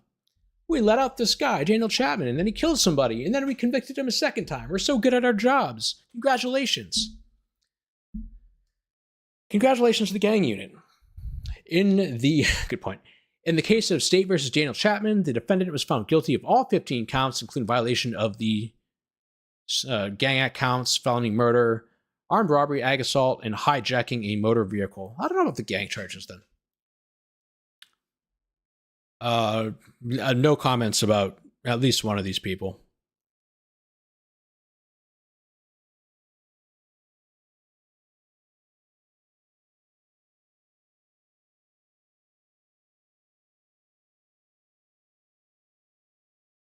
Yeah, I don't remember any of these people.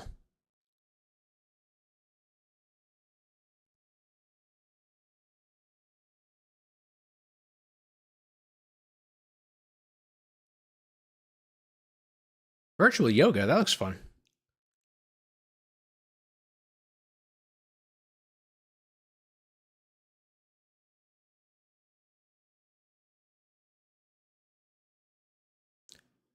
So I see if there's anything.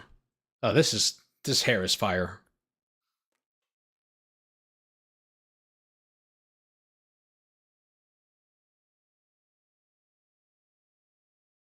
He actually arrested all these children. It doesn't say that, but that's the truth. Oh, fantastic. Mike Carlson of Carlson and Carlson of Carlson on evidence.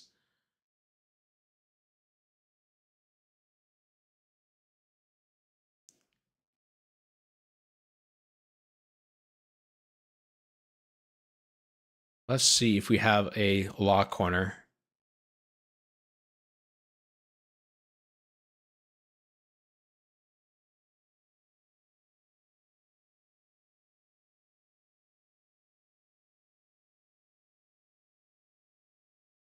Do we not have a law corner?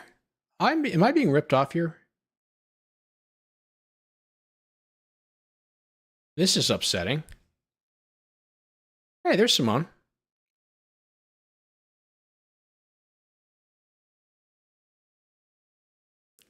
Or no, Winfrey.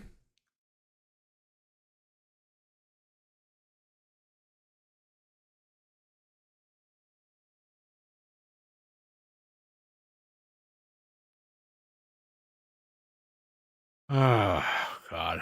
I hate this guy. What's the law corner? Like Dear Aunt Abby, but instead it's Dear Funny. That is remarkably accurate. Yes, it really is. Kat and I actually did a stream, part of a stream, where we just went through a bunch of these. And they admit to stuff they really shouldn't admit to. It's like they think nobody else is ever going to read these, but they're pretty funny, actually.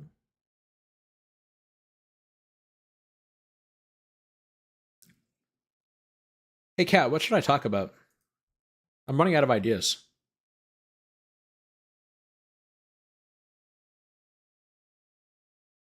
They're pretty funny, actually. You saw your nemesis? That could be a lot of people.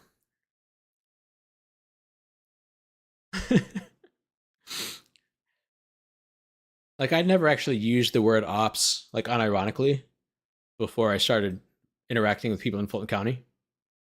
Read what Gao has to say? I don't know if I want like myself being on video reading something that's stupid. Like, what if people cut it out of context and they think that I actually think those things?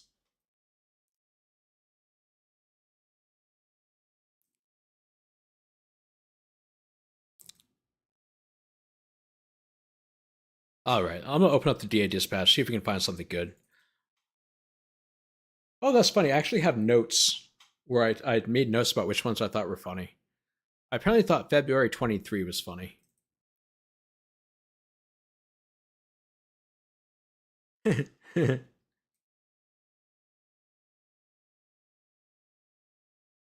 I assume there's no Masshole Mafia for the YSL world. Oh. What was her name, Kat? The one in chat? Vera. Vera would be the Masshole Mafia of YSL. This one? Here we go.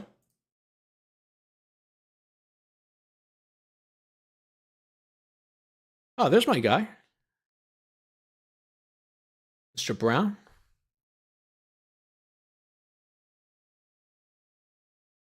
Referee's looking terrified in the back. Yeah, I don't know who this is. Cat doesn't either.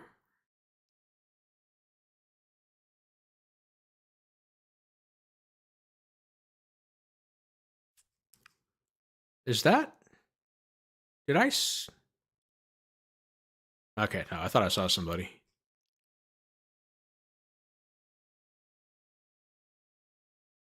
They're so zany.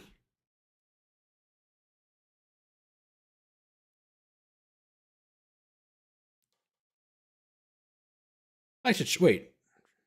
Middle Brooks, do I know that guy? I think I read this case recently. I think this was on appeal recently. I think you might have won.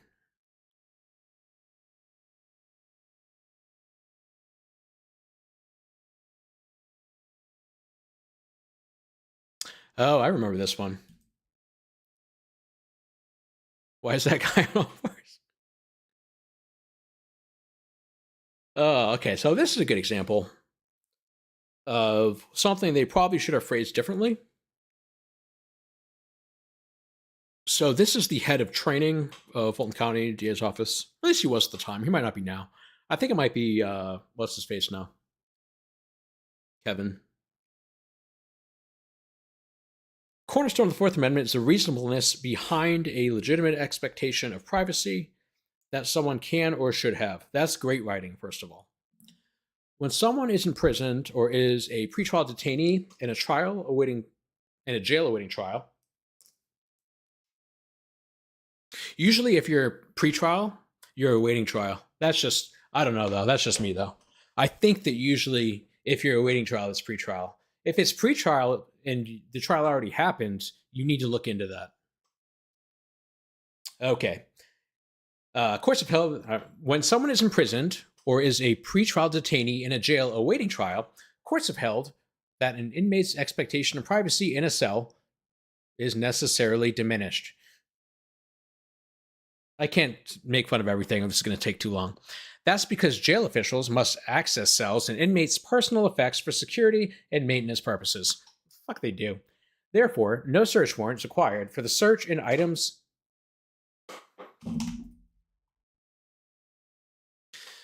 seized during the search, such as letters, cell phones, weapons, etc., can be used in a future prosecution. Nonetheless, there is an exception where the Fourth Amendment allows an inmate to retain limited but legitimate expectations of privacy. Oh, that's almost English. Who cites like this? Get over yourself. Where jail... Fuck no. Where jail personnel or law enforcement search an inmate's cell at the behest of the state to bolster an active case, the state would likely need probable cause to search the cell.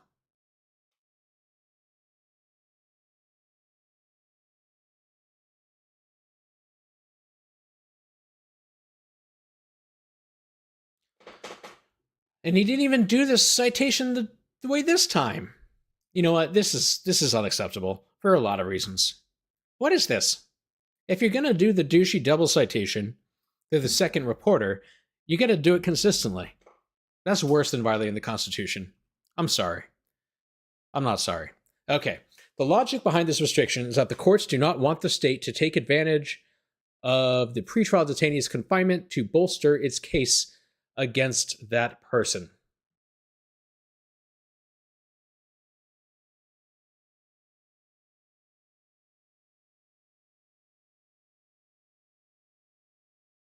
Yeah, I'm not going to do that. That's fine.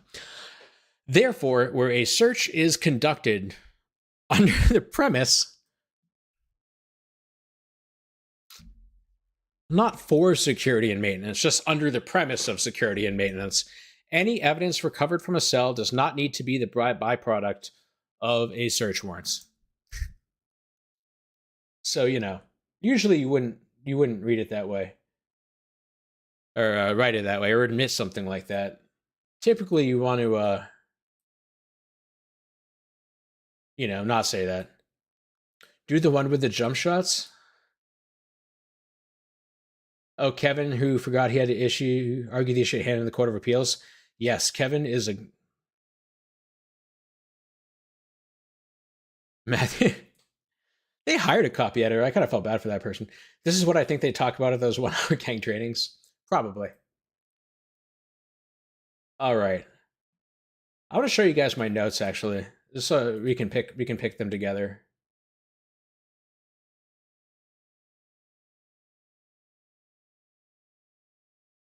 This one, yeah. Go to Word. So I took notes on which ones I thought would be fun. I think I want to do this one next, because I'm pretty sure it actually, one of these two relates to YSL, I think. I think it's the June 24 one. This one? Here we go. Hold on, I gotta close these tabs. You guys are gonna make fun of me again.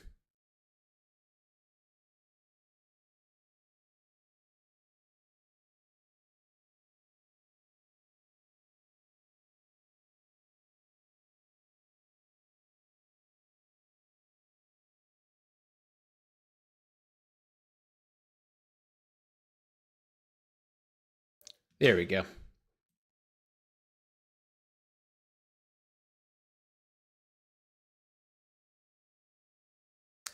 Okay, you're going to put kids on the cover so I can't make fun of them. Real cool. Real cool. You think these kids can't get the smoke? Come on.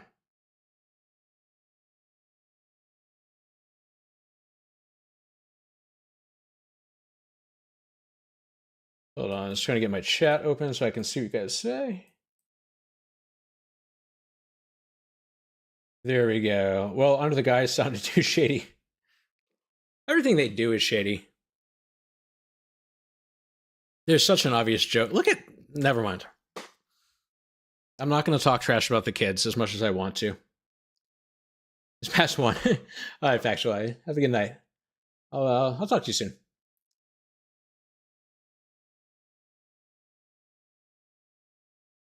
Hey, it's Mike Sperry. You're one of the good ones over here. Or Chris Sperry, not Mike Sperry. Constructive possession of a firearm in June 2024. I wonder if there's anybody in June of 2024. Did they Photoshop the... Wait, did they? I gotta see that again.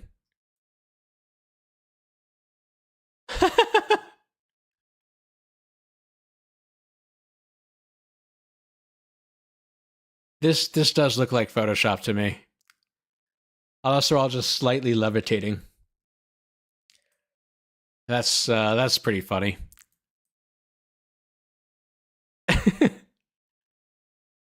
Oh, God. The girl in the striped shirt. Yeah.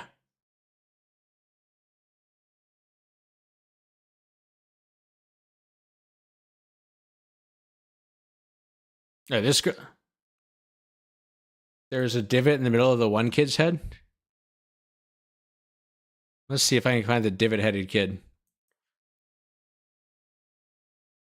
Oh, yeah. Yeah, you're right.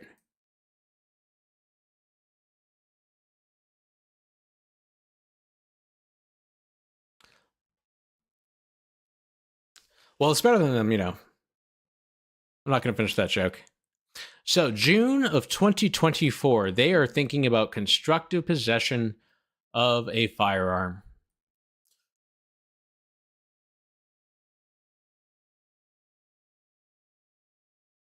Let's see how you guys can see this okay. Yeah, that's all right. Okay. So, let's see. Constructive possession of a firearm. Constructive, again, I've said this before, just means fake. Anytime you see it in the law. Just anytime you see constructive, just think fake. Constructive possession, constructive trust. Can't think of more right now because I'm on the spot. 25 hams on a child's head. I hate burritos so much. Oh my goodness. Oh, was it 25? I think it was 24, right? I don't want to think about that. So, let's see what they have to say about fake construction or fake possession. For those who are entrusted with firearm prosecutions, it means fucking anybody they find off the street, based on what I can tell. A defendant need not have actual possession of a firearm in order to be liable for possession of a firearm during the commission of a felony or possession of a firearm by a convicted felon charge. Whew. That's a sentence. For those who are entrusted with firearm prosecutions, comma, a defendant need not have actual possession of a firearm in order to be liable for possession of a firearm during the commission of a felony at 16-11-106 or possession of a firearm by a convicted felon charge. That's 131. Funny thing, I haven't thought about this before. It's just, you know, I'm smarter than they are. Constructive possession doesn't even fucking apply to possession of a firearm during the commission of a felony. That's 16-11-106. It's not a possession standard. It is on or within arm's reach, unlike 16-11-131. And I'm going to show you guys that I'm right. So that's a really bad start. Let's see here. Georgia Code 1611. This is 131. This one does actually use the possession standard. 1611 131B. Receiving, possessing, or transporting a firearm. Receive, possesses, or transport a firearm. So possession applies to 1611 131. 1611 106 this is also for 133. It says any person who shall have on or within arm's reach of his or her person a firearm or a knife having a blade of 3 or more inches. So yeah, it's not possession at all. He's completely wrong. He has no idea what he's talking about. But we already knew that because fucking not going to finish that sentence. Yeah, so he's completely wrong. He got through almost the first sentence before messing up. So good job.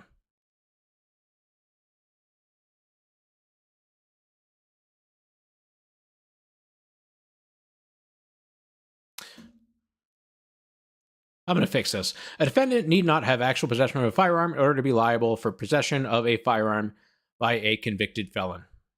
Get rid of that too. Constructive possession. It's not a... Push P real quick. There we go. Constructive possession applies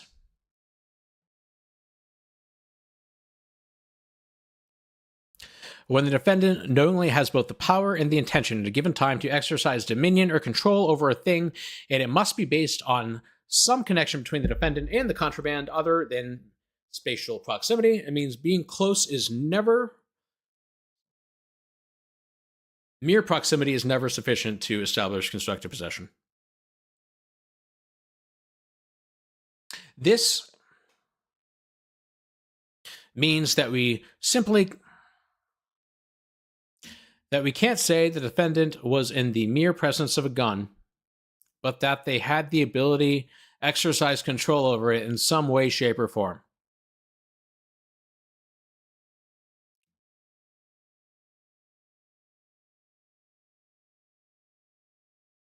That's also wrong, by the way.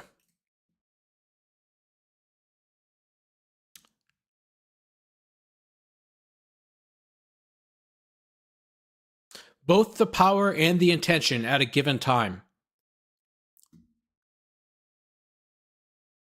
is fucking right that you just quoted it 4 lines before. 5 lines? 1, 2, 3, 4. 4 lines before. You just fucking quoted it. How are you fucking it up already? You just fucking said it. It's right there. It's on the same page. It's not even multiple pages. It's 1 paragraph. You had a month to write 1 fucking paragraph and you couldn't even get it right. You got the law wrong. You got the common law wrong. Or the case law wrong. You're so ass. It's right. Even if you know nothing about the law. You just quoted it. It's right there.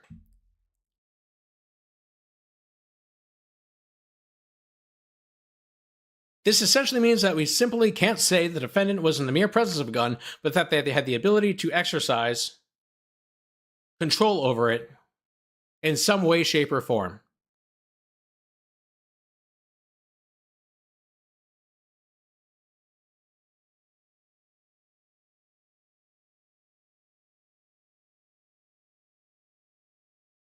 I'm gonna have a fucking meltdown. This fucking dipshit. It's you.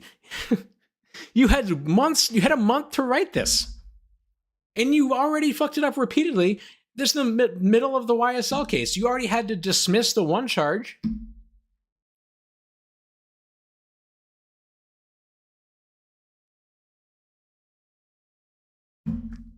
We're looking at Miles Farley after this, because I need to talk some more shit about these fucking dipshits. Okay. Additionally, if the defendant is a party to a... This is true. If the defendant is party to a crime or a co-conspirator... I don't even know how to fix this. No, he's a co-conspirator to himself. If the defendant is party to a crime or a co-conspirator to other individuals who are in possession of a firearm, then the fact that they are an active participant in effectuating the crime while...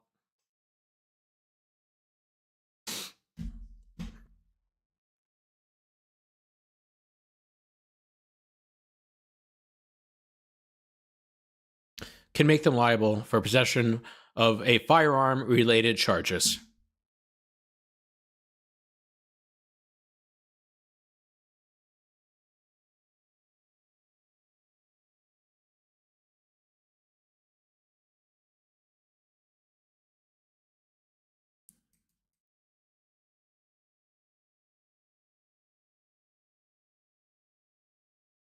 Okay.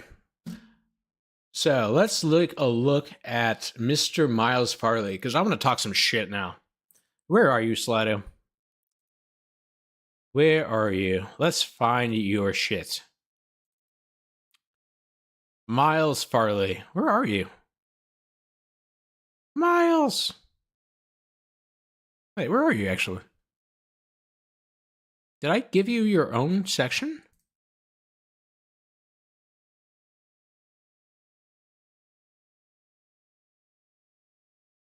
The fuck? Oh, there you are. Do I not have this public? Oh, I didn't have this public. I need to put that public after this. Slato? Nah. How can it be Slato? Like Plato? All right. We'll call him Slato. First, is this what I want? This is not what I want. One of the bigger files. Yeah, here we go. So this is the infamous, the official, you heard of us, the official Queensbridge murderers. There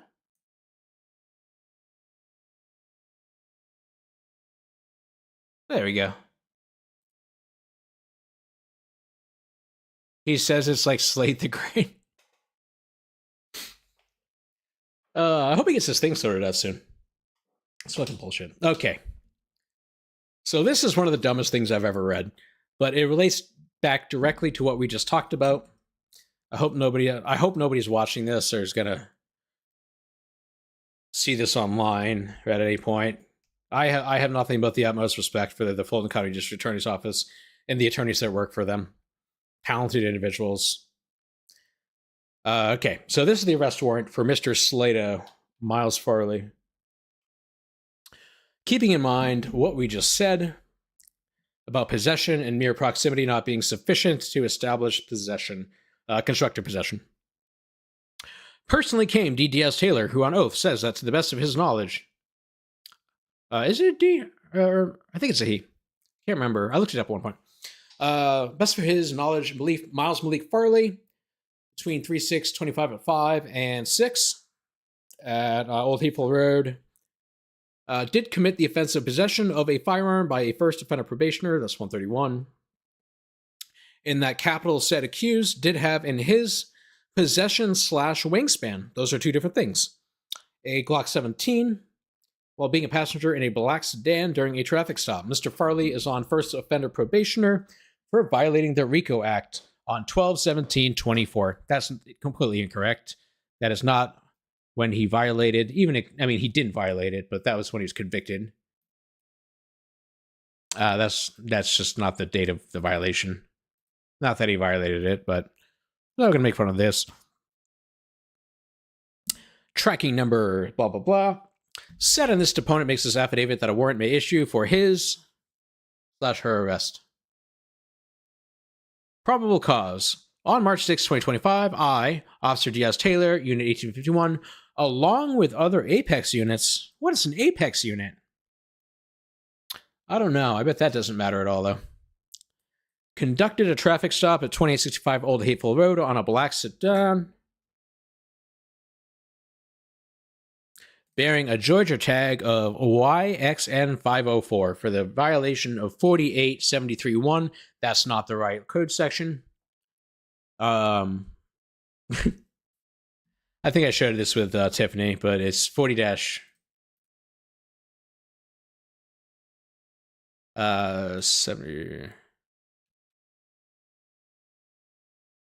It's actually where are you? This one? Not this one.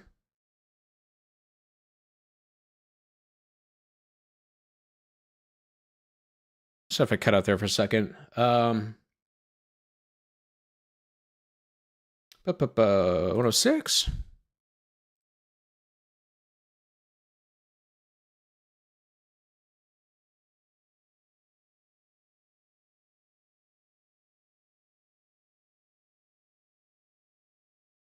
There we go.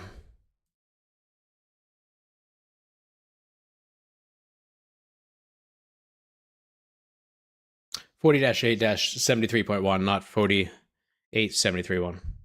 Doesn't really matter though.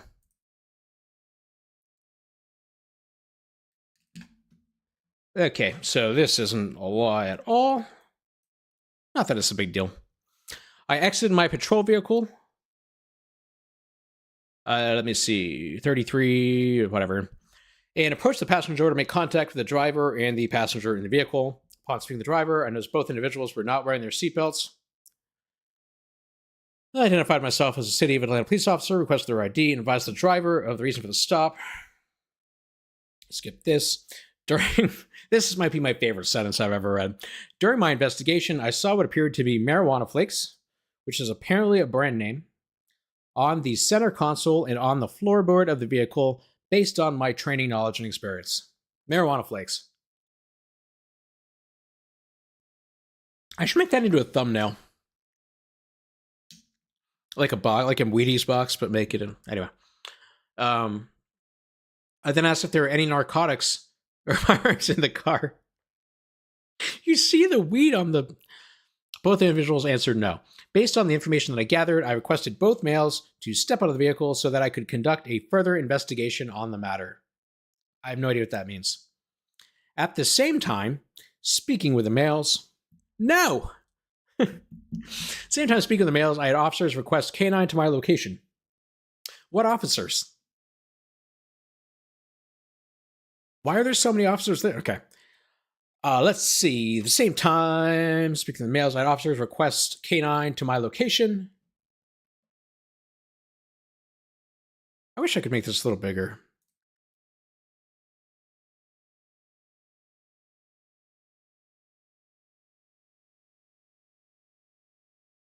Yeah, whatever. It's fine. After conducting the open air sniff, K9 Jumbo positively alerted the driver's side door of the vehicle. I then walked over to the driver and advised him on the next step, which was a search of the vehicle based on probable cause. You didn't have probable cause when you saw all the weed just askew, just everywhere, just piles of weed just on the center console and the floorboards. That wasn't probable cause, just actually seeing the marijuana. But then Jumbo shows up, alerted on the driver's side door. Yeah, there you go. That's probable cause. While searching the vehicle, I recovered a Glock 17 inside the glove compartment on the passenger side of the car. So, what did he find? He found a Glock 17 inside the glove compartment on the passenger side of the car. That's what he's found. I also recovered a white pill with the markings T194 next to the passenger door. I did a Google search on the pill identifier and determined that the pill was oxycodone. Both males were then detained by placing capital city handcuffs on them. That's kind of funny. I don't know why he did it that way.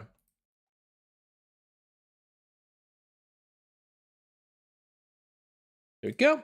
I asked both males who the firearm belonged to. While they were in handcuffs.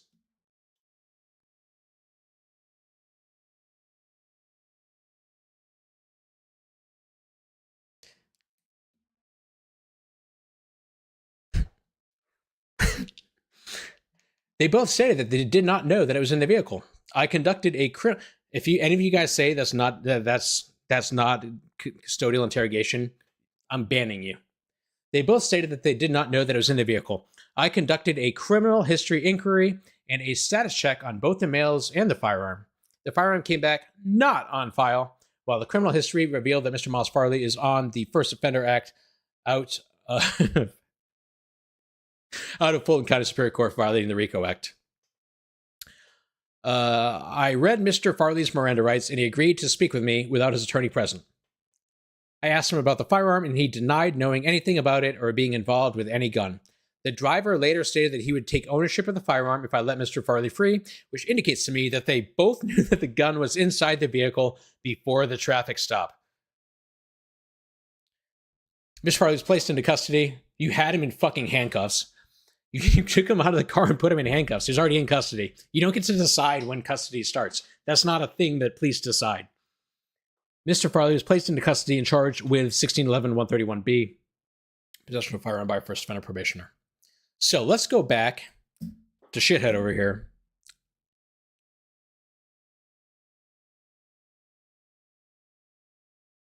They were free to...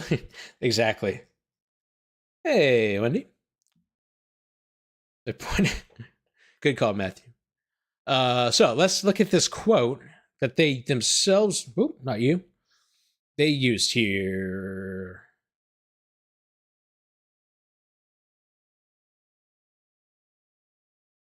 So, constructive... these aren't my words. I just want to reiterate that. I wouldn't say something that's stupid. Constructive possession applies when we can present direct or circumstantial evidence support that the defendant knowingly has both the power and the intention at a given time to exercise dominion or control over a thing. It must be based upon some connection between the defendant and the contraband other than spatial proximity, mere spatial proximity. So this is their own guy. He might even be a lawyer. I doubt it, but... so what do they say? The driver later stated that he would take ownership of the firearm if I let Mr. Farley free, which indicates to me that they both knew that the gun was inside the vehicle before the traffic stop. That doesn't make any sense, but ignoring that Farley knowing the gun was in the glove compartment still wouldn't be sufficient. It's still not possession, constructive possession. Even if he knows it's there, he doesn't necessarily have the intent to exercise control over the firearm. This warrant's defective. I hate you. Not you, but these people.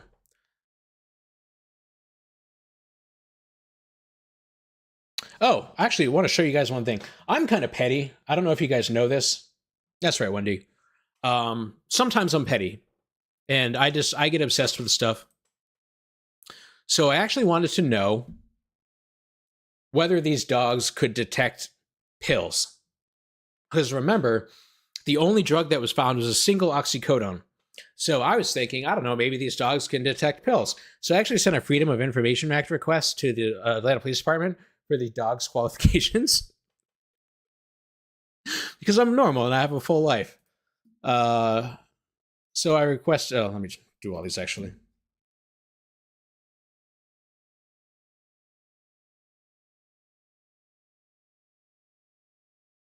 I think I gotta do them all, I hope. There we go. So I FOIA'd the dog's records. I didn't ask about Chloe. And you'll see, is this Banshee or is this the other one? This is Banshee. No, we need Jumbo, not Banshee. Here we go, Officer Pagan. Yeah, not Basile. This is Officer Pagan, K9 Jumbo. These are his records. Let's see. These are the drugs that he was trained to detect at the time. You'll see he has marijuana. Wait. Marijuana, cocaine, heroin, meth, Papa Molly. I'm sweating on Instagram. Straight flexing. So there's no, the dog wasn't qualified to detect oxycodone. So I have no idea what the dog detected. I mean, the dog didn't detect anything. I'm familiar enough with the Apex unit to know that, but I thought that was funny. And I've been over this stuff before, but I always love talking about this. It's just such a dumb case. How do you know what you're laughing at, Kat? That could have been me.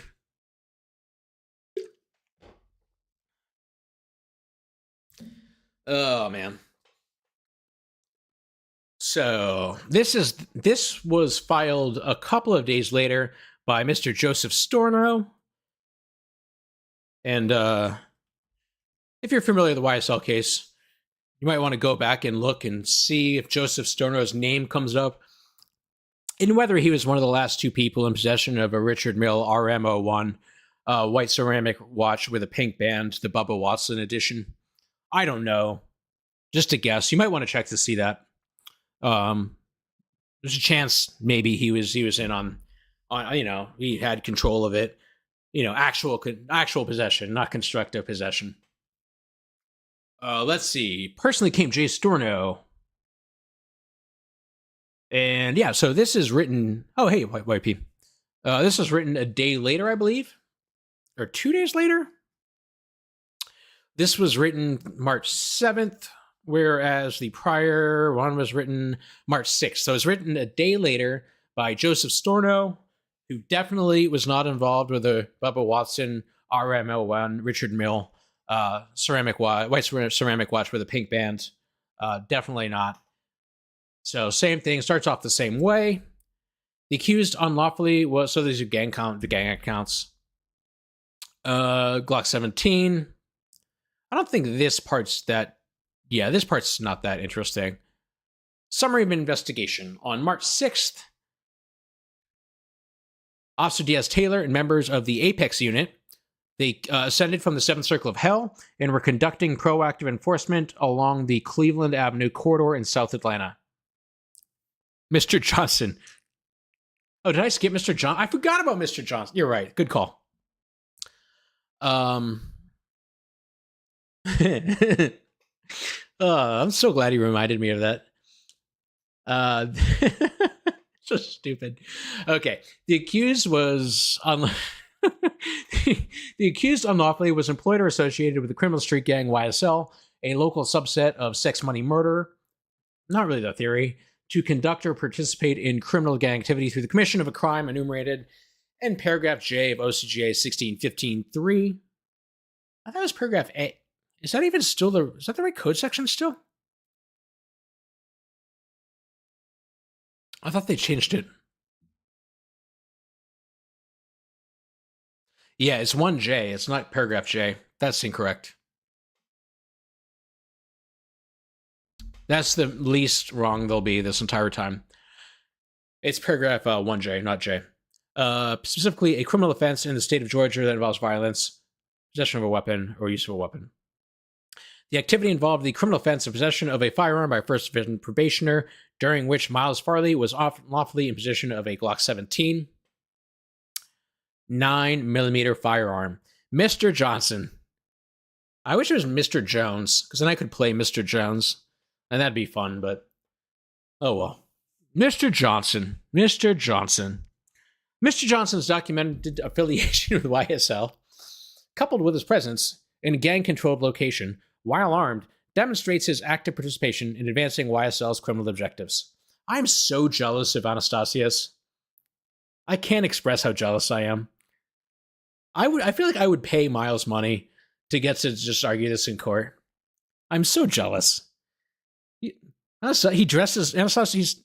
He's got the cufflinks. He's got the 3-piece suit. He's got the facial hair. He's looking all fucking fly, and he gets to argue about Mr. Johnson. Such a dick. He's got everything. He's got the cool arrest story. Oh, man. Mr. Johnson's documented affiliation with YSL, coupled with his presence in a gang-controlled location while armed, demonstrates his active participation in advancing YSL's criminal objectives.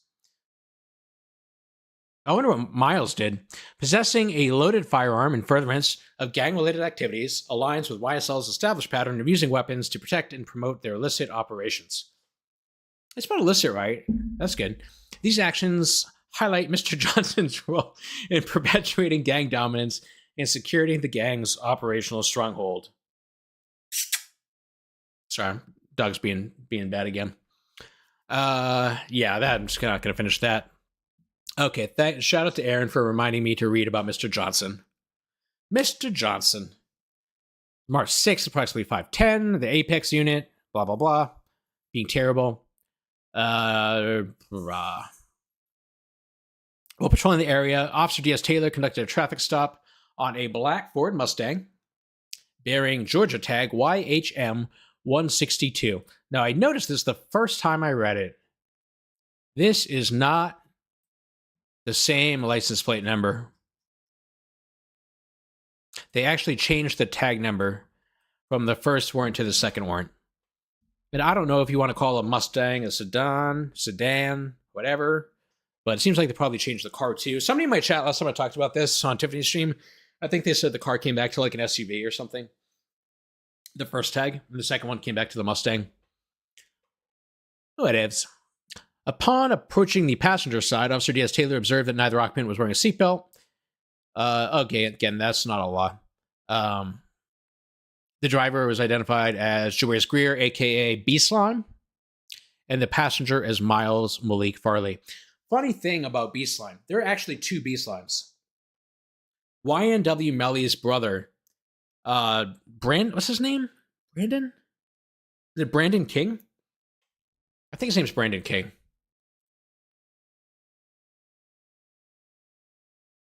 Yeah, Brandon King is YNW B-Slime. Jaborius Greer is YSL B-Slime. But the funny thing is that Brandon King, Young Thug has a brother. Young Thug and Jaborius Greer are related. I think it's his nephew. But Young Thug also has a brother, last name King, Gregory King, who has a case coming up in 2 months from today. So he also has a King in his family. And he's related to a B-Slime. So YNW Melly also has a King in his family who is a B-Slime. And if you go to the lyrics website, sometimes they mix up the B-Slimes. So that's my fun Jaborius Greer fact. B-Slime was actually at the hearing yesterday, Melly's hearing. See if I get a picture. Show you guys what he looks like. What's this one called? B-Slime. Yeah, here he is. This is kind of like what he looks like now. He's a relatively younger guy.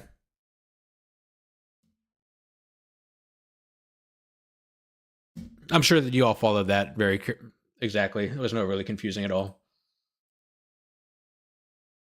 Aaron says Miles was not charged with 16-15-3. Yeah, I have no idea what they're doing.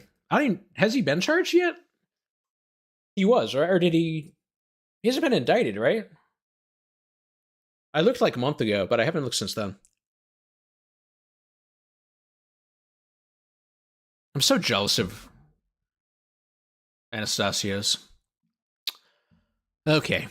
Upon approaching the passenger side, Jaborius Greer, passengers Miles Farley. During the interaction, D.S. Taylor observed what appeared to be lowercase marijuana flakes. You know, I think I have another copy of this. There we go. I want to be able to have these open so I can switch back and forth so that we can see them. No, Malik got bail or a bond. Not for the 25. Yeah, okay, cool. So the original had marijuana flakes capitalized, but lowercase in the second one. Lowercase marijuana flakes scattered on the center console and floorboard. Based on training, knowledge, and experience, this raised suspicion of possible narcotics possession. Yes, seeing marijuana just strewn about is suspicion of possible narcotics possession. He's not wrong. Oh my goodness. Okay. Given the presence of suspected marijuana residue, whether residue or flakes, those are different things. The occupant's statements. So the statements thus far are what? Just denying any contraband? That doesn't make any sense. Both individuals were asked to exit the vehicle. A request was also made for a K9 unit to respond to the scene and conduct an open-air sniff. Canine Officer Jay Pagan arrived shortly thereafter with Jumbo. Jumbo did nothing wrong. Hey, Trakisha, what's going on? Grass guys on the match, probably. I have another case that you guys will be hearing about within a week or so, hopefully, that deals with the Apex unit, and I'm going to light them on fire, and it's going to be delightful. Based on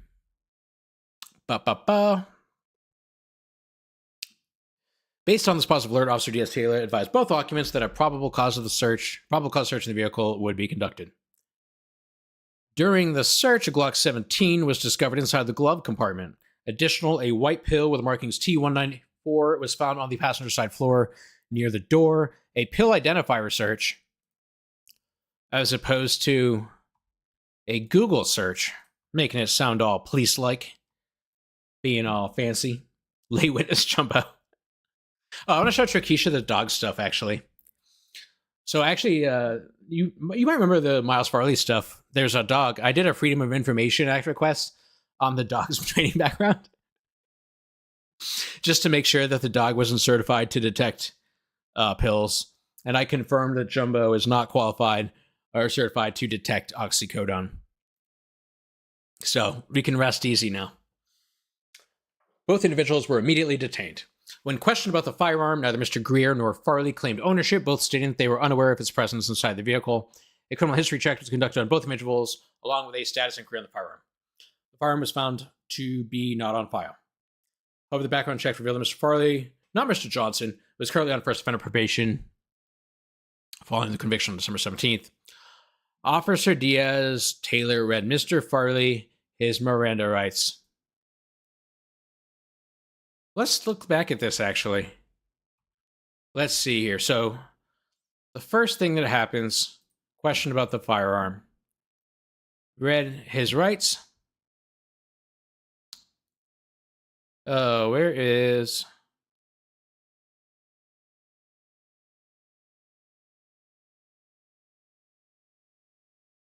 You'll see that in the prior version, he puts the handcuffs on him here, then he asks him the question, and then he read the Miranda rights. But in the later version, they changed it to the questioning without mentioning that he was in handcuffs at the time of the questioning. So the second the warrant is makes it sound like there wasn't a Miranda issue. The first one does.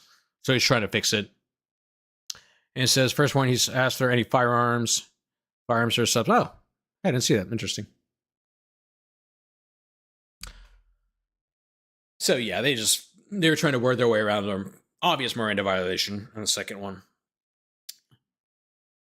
When asked about the firearm, Mr. This is so stupid.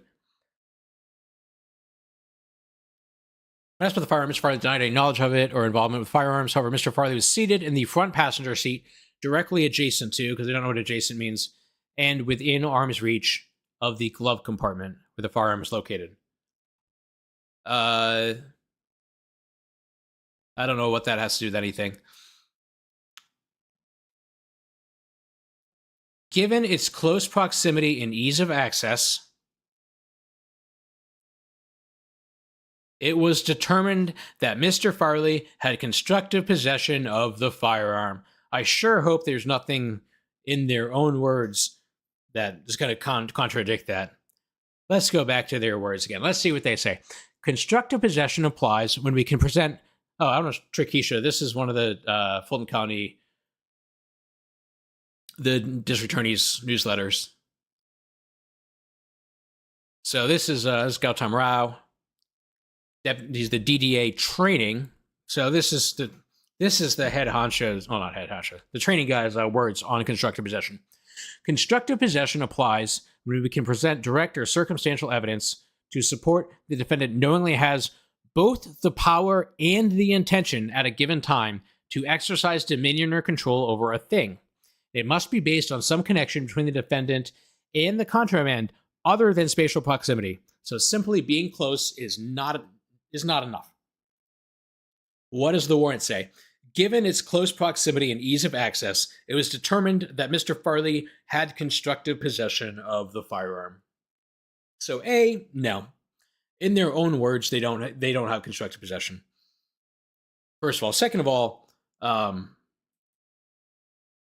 the police don't get to decide whether there's constructive possession. That's a conclusion of law. It's a question of law. It's not a question of fact. It's completely inappropriate that they put that in there. It's ridiculous. Further supporting this conclusion, Mr. Greer later offered to take responsibility for the firearm in exchange for Mr. Farley's release, an action that strongly suggested both individuals were aware of the firearm's presence. Also not enough. As you said back here, knowingly has the power and the intention. Being aware of the firearm is not enough. So again, they still don't have probable cause for the arrest for the. I shouldn't have said that. They still don't have constructive possession. Let's see. Based on the totality of the circumstances, including the location of the firearm, Mr. Farley's criminal history, I guess that makes sense, and the exchange between the two occupants. What exchange? I don't think there's one in here, but in any case, Mr. Farley was placed in custody and charged with possession of a firearm by a first offender probationer.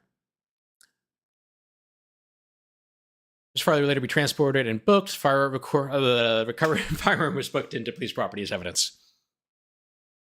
I'm not going to get into this. Some of this is true, actually. B-Slime's criminal history. Some of it's accurate. But it goes on, and it's again, Mr. Johnson. All kinds of nonsense. Oh, wait, Tritisha. Wait. I'm supposed to say this. You're here now. I can say this. Like that. I messed it up. Make sure to like the video.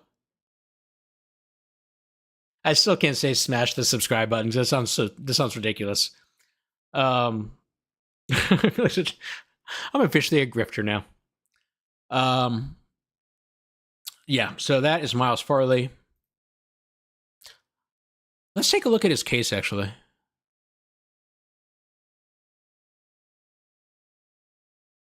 Chrome, is this one? There we go. Oh, if I fail this capture on screen, I'm gonna kill something. Choose all the curtains. These are curtains, right? Is this a troll inside of a birdhouse? Okay. Yes. There we go. Miles is probably 25. No, that's not him. Is it 24 something?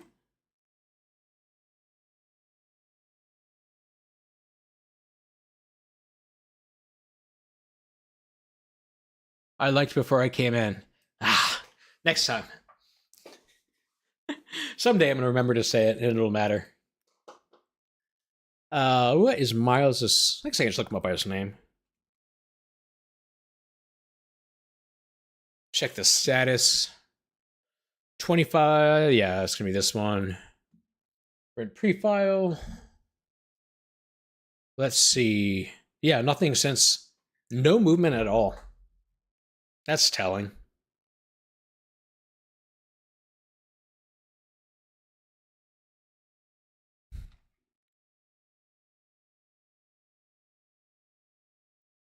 Looks like he got, what was that?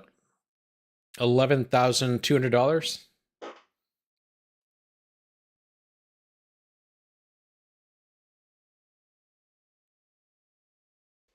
It's a little excessive.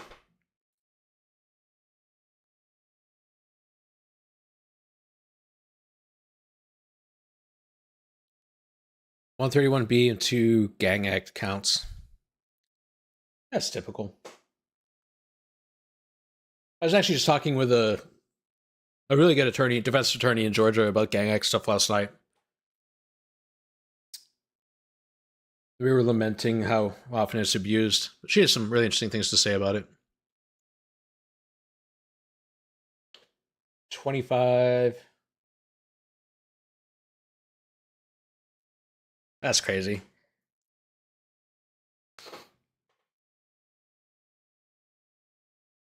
Yeah, Aaron says he got a 25K bond. That's crazy.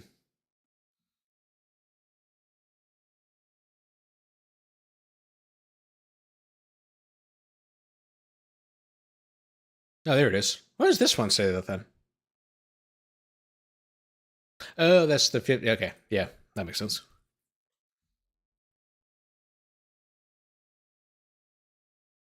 I'm so jealous of Anastasia's.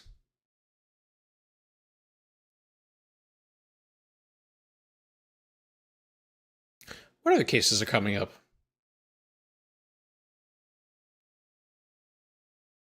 Let me see. Unfunk next week, I think. I'll check the date on that.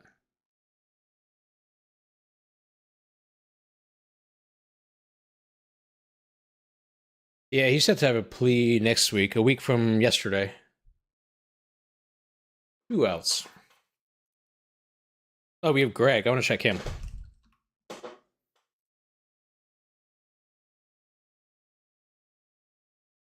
See if there's any movement for Mr. Gregory King. This is Young Thug's brother. Hey, Keisha.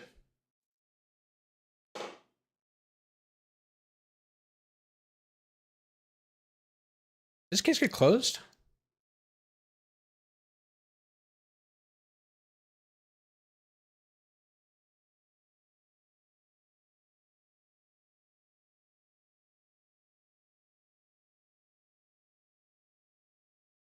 No, that's from years ago. What's his case number?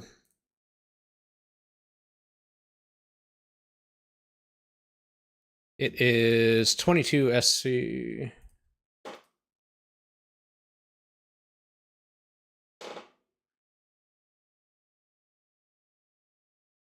Wait, did I see a...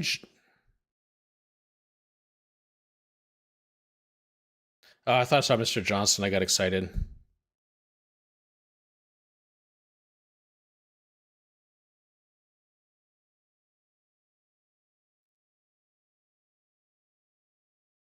I do that. I do that too, Aaron. Sometimes I like scroll down on like in the YouTube video. Yeah, I say Greg King's still set for a trial on September 10th, 2 months from today. I'm definitely going to want to follow that. I hope it's going to be on video.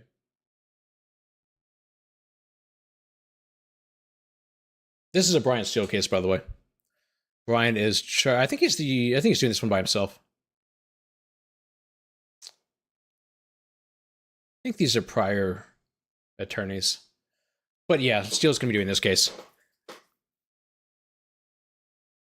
He's also doing the Quatez White that I talked about at the start of the stream.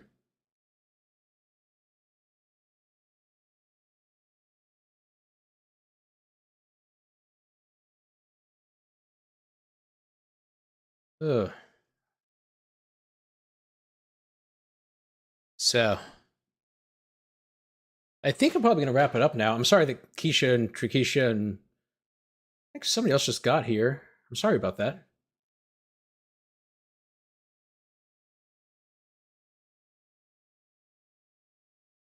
Hey, anybody have any ideas for stuff you want to see? I've gotten like 1 or 2 suggestions, but I'm definitely going to do more. Oh, the forfeiture case. That's a good call. I want to check that too. That's next month, right? The 18th? That's 2025. No, 22. CB.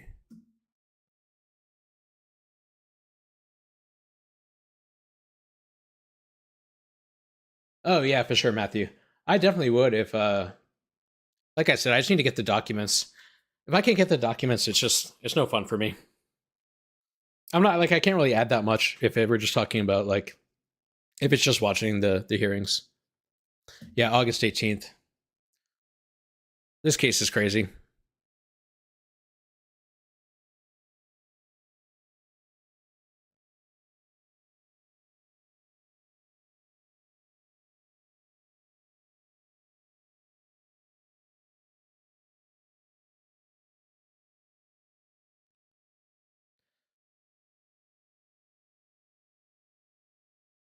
I just know how stupid this is. Ooh, Keish. You know, I love the replay crew. I have something I'm going to be able to talk about in like a week. Actually, wait, no, I have a thing I want to say. I haven't said this before, but I think it's okay now. It's about Tounk. It's kind of a last like week or so. Like Tiffany did the she did her stream with Mel yesterday or 2 days ago. I think 2 days ago. I showed it a little bit earlier. Carbony, this is the it is the forfeiture case brought by the state of Georgia or Fulton County, Georgia, against Young Thug Jeffrey Williams and Duke, aka or Martinez Arnold, aka Duke. I don't. Is there a third defendant I'm forgetting? I think it's just the two, right?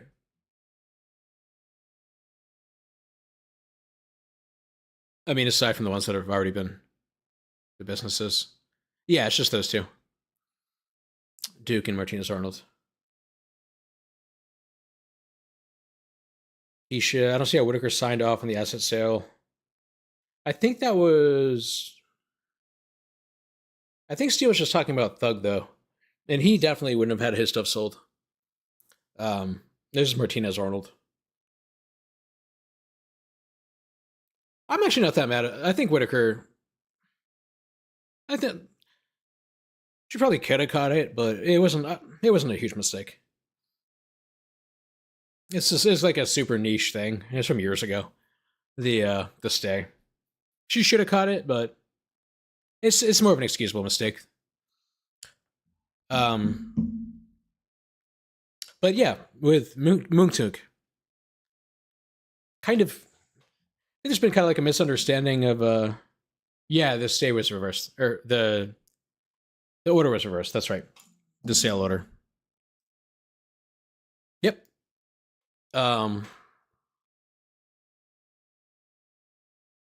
What was I gonna say? Yeah, so the goal has never really been just the revocation. Maybe it wasn't like October or November of last year. But the only reason I've been worried or concerned with his probation revocation is because I wanted him to be home while I did the actual stuff I wanted to do, which was getting his case dismissed entirely. And if I can talk him into it, possibly going forward with a civil action against Fulton County. But the goal has never been so narrow or so limited as just the revocation. The revocation is it's the thing that's keeping him in prison. I would like to get him out of prison while we do the actual work. But the goal has always been to clear his name entirely. And I'm very confident that we're going to be able to do so. It's always been a question of how long he's going to spend in prison before Fulton County gives up and they acknowledge that they're wrong. And they know they're wrong. They know they're going to lose. They're just making it go as long as possible. They're making it as slow as possible. I've met with them. They know they 100% know that what they did. He's never been found guilty properly. There's never been a correct adjudication of guilt. It's not close. It's not debatable. It's just objectively the case. If you go back to the YSL trial and you look at his plea hearing, the video of his plea hearing, you'll see that they never actually show him the entry of a conviction. So yeah, now that we're basically stuck going forward with the appeal rather than going before the trial court, I get to use everything that I have. And I think that you'll be surprised at how expansive our appellate brief is going to be. And the things that have been emphasized to date are not going to be as prominently featured as some other things. The stuff with 131 versus 133, it matters and it's going to help, but it's not the main point. I could get him out of prison. I could vacate his conviction without the 131, 133 stuff.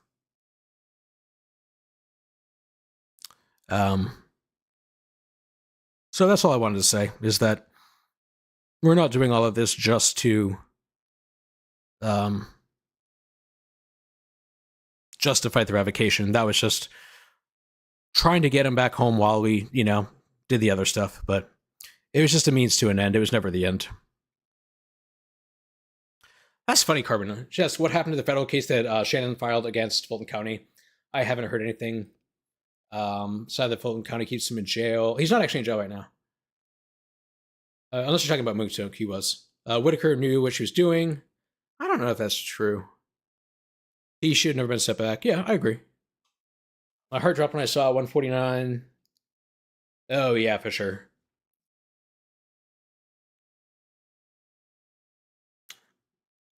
I don't know. That's funny, Carbon. I was actually just thinking about that case yesterday. I downloaded the report, the DOJ Civil Rights Department's report. I was going to reread it today. I might do a stream on it, actually. It's on my list. There was a case that the Supreme Court decided. Oh, okay, Kirby. Yeah, that makes sense. Yeah, he's been in solitary confinement since October. They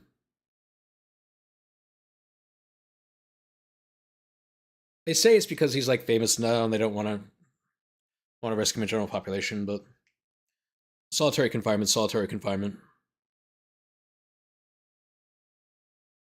What was I going to say? The day he returned late from lunch. Yeah. Oh my God. I'm so, selfishly, when I'm thinking about myself, that's just what selfishly means. I don't know why I said that.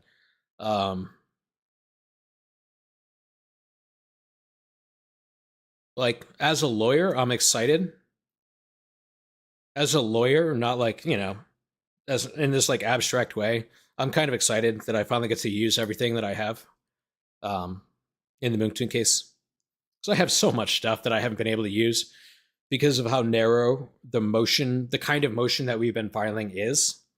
You can only argue one or two things in that kind of motion. So I haven't been able to use anything procedural. I haven't been able to talk about so much stuff. And I got a lot of stuff. Oh, it's gonna be fun for me. I'm gonna have a great time. And it's like Brian Steele when he was doing Thug's Plea. He said, "I have a great time doing this. I love coming every day. I'd continue to do this, but it's about the clients." And just as Young Thug was struggling in prison, I mean, Moonton is too. And it's a shame that I have to do this, but selfishly, everything else being equal, I'm going to have a good time. Can you file multiple motions on each time? No, you can't. So we've been filing before the trial court. You can only file a motion that says, for jurisdictional reasons, that says that the conviction itself, or that the sentence is illegal. That's the only thing that you can do. So I can't argue about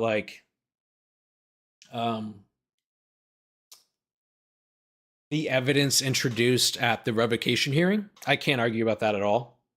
Before the trial court, I can in the appellate court. So I get to get into Adam Abate perjuring himself. Probably shouldn't have said that, but it's true.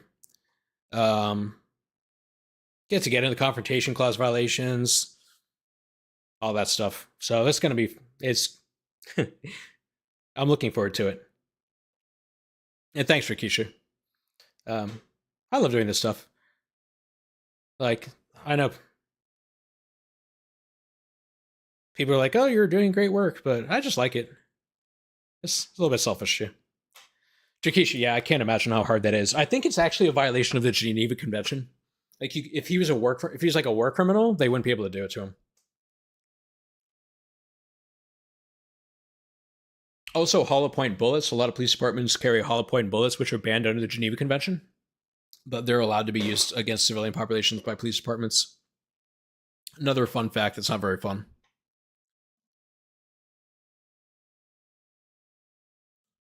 Will it be televised? I don't know, actually. I think so, though, because we're going to be before the appellate court. I think they televise everything. If we do oral argument, which we probably will. We haven't talked about it at all. I'm just guessing. I don't have any like inside information. No, I guess what I think is inside information, but I haven't really thought about it yet, but I assume it probably will be. I just hope it's soon, because every day that goes by is another day of his life's just wasted. Another, day of his kids' lives that he's not going to be there for. And it's ridiculous. I mean, so many things have been botched. Was the motion you shared denied? No, I can say. I just noticed my mic went emotions. Oh no, I knew you meant carbon. No, it's a jurisdictional thing. The court, it wasn't denied. It was the court wanted us to argue everything for the appellate court, which is reasonable. But sometimes trial courts will exercise jurisdiction just to fix their orders on their own accord, basically. But I knew it was a possibility that they'd want us to just go to the appellate court, which selfishly, like academically, I'm happy about. But for the client, for Tounk, it's not good.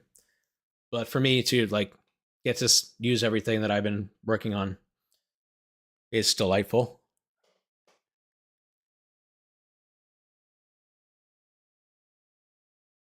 Yeah. Thank you. Oh man. I don't know. Maybe it's a good. I've thought about this. I think Tounk's in kind of a unique position because the state knows that they messed up. Like, in their heart of hearts, if you could give them the truth serum, I guarantee you that they wish that Whitaker had granted our motion in full. But a lot of stuff's going to come out now that they did not want to come out.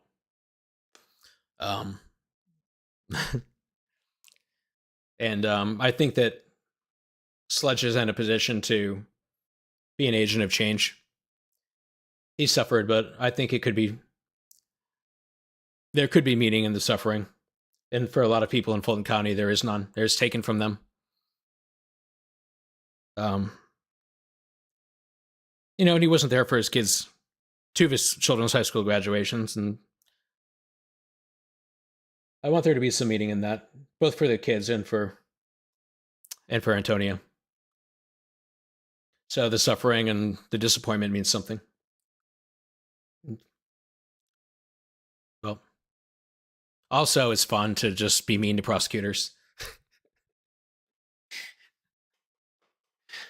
Oh, goodness. All right.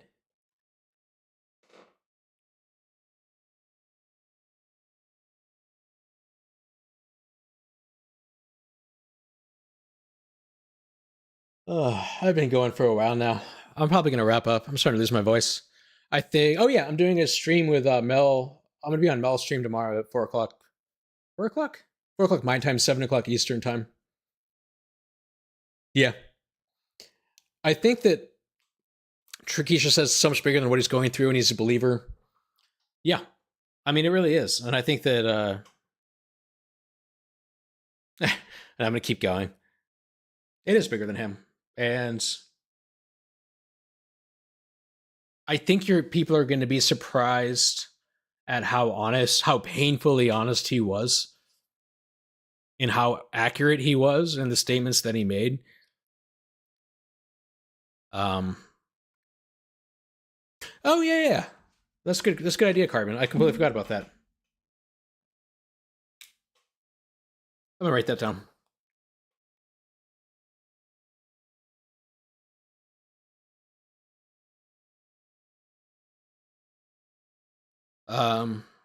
Yeah.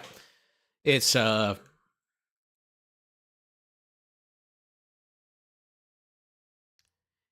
just that he was confused and everybody else knew the truth, or that, he misunderstood the plea agreement and everybody else understood.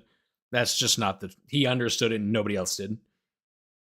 He told the truth and the state didn't. That's what it comes down to. It's not a question of him being confused by the plea agreement. The state was confused. He was more accurate about the facts and the law than the state was by a wide margin.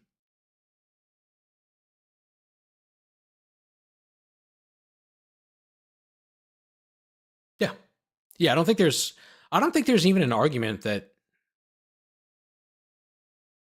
I don't even think the state has an argument to make that he was lying about the factual acknowledgments. I don't even think there's anything there or any there. I think it's just objectively true on their part. Like I said, I think the state, if you could give the state a truth serum, they'd say that they would have preferred that Sledge's first motion got granted in its entirety, so they could just walk away and put this behind them, because they knew that I couldn't argue any of the procedural stuff, and now I can.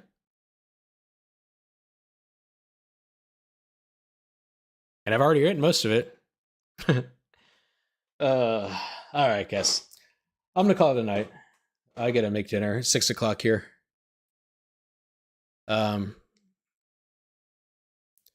But yeah, I'm always open to suggestions, by the way. As Carmen said, I'll definitely, either on the next one or the one after that, I'll do the civil rights case and the Rice Street stuff. Next week. But yeah, I really appreciate your guys' support. Yeah. Okay. Have a good night, everybody. If you have any ideas, you can just tweet me or whatever. I'll definitely try to do them.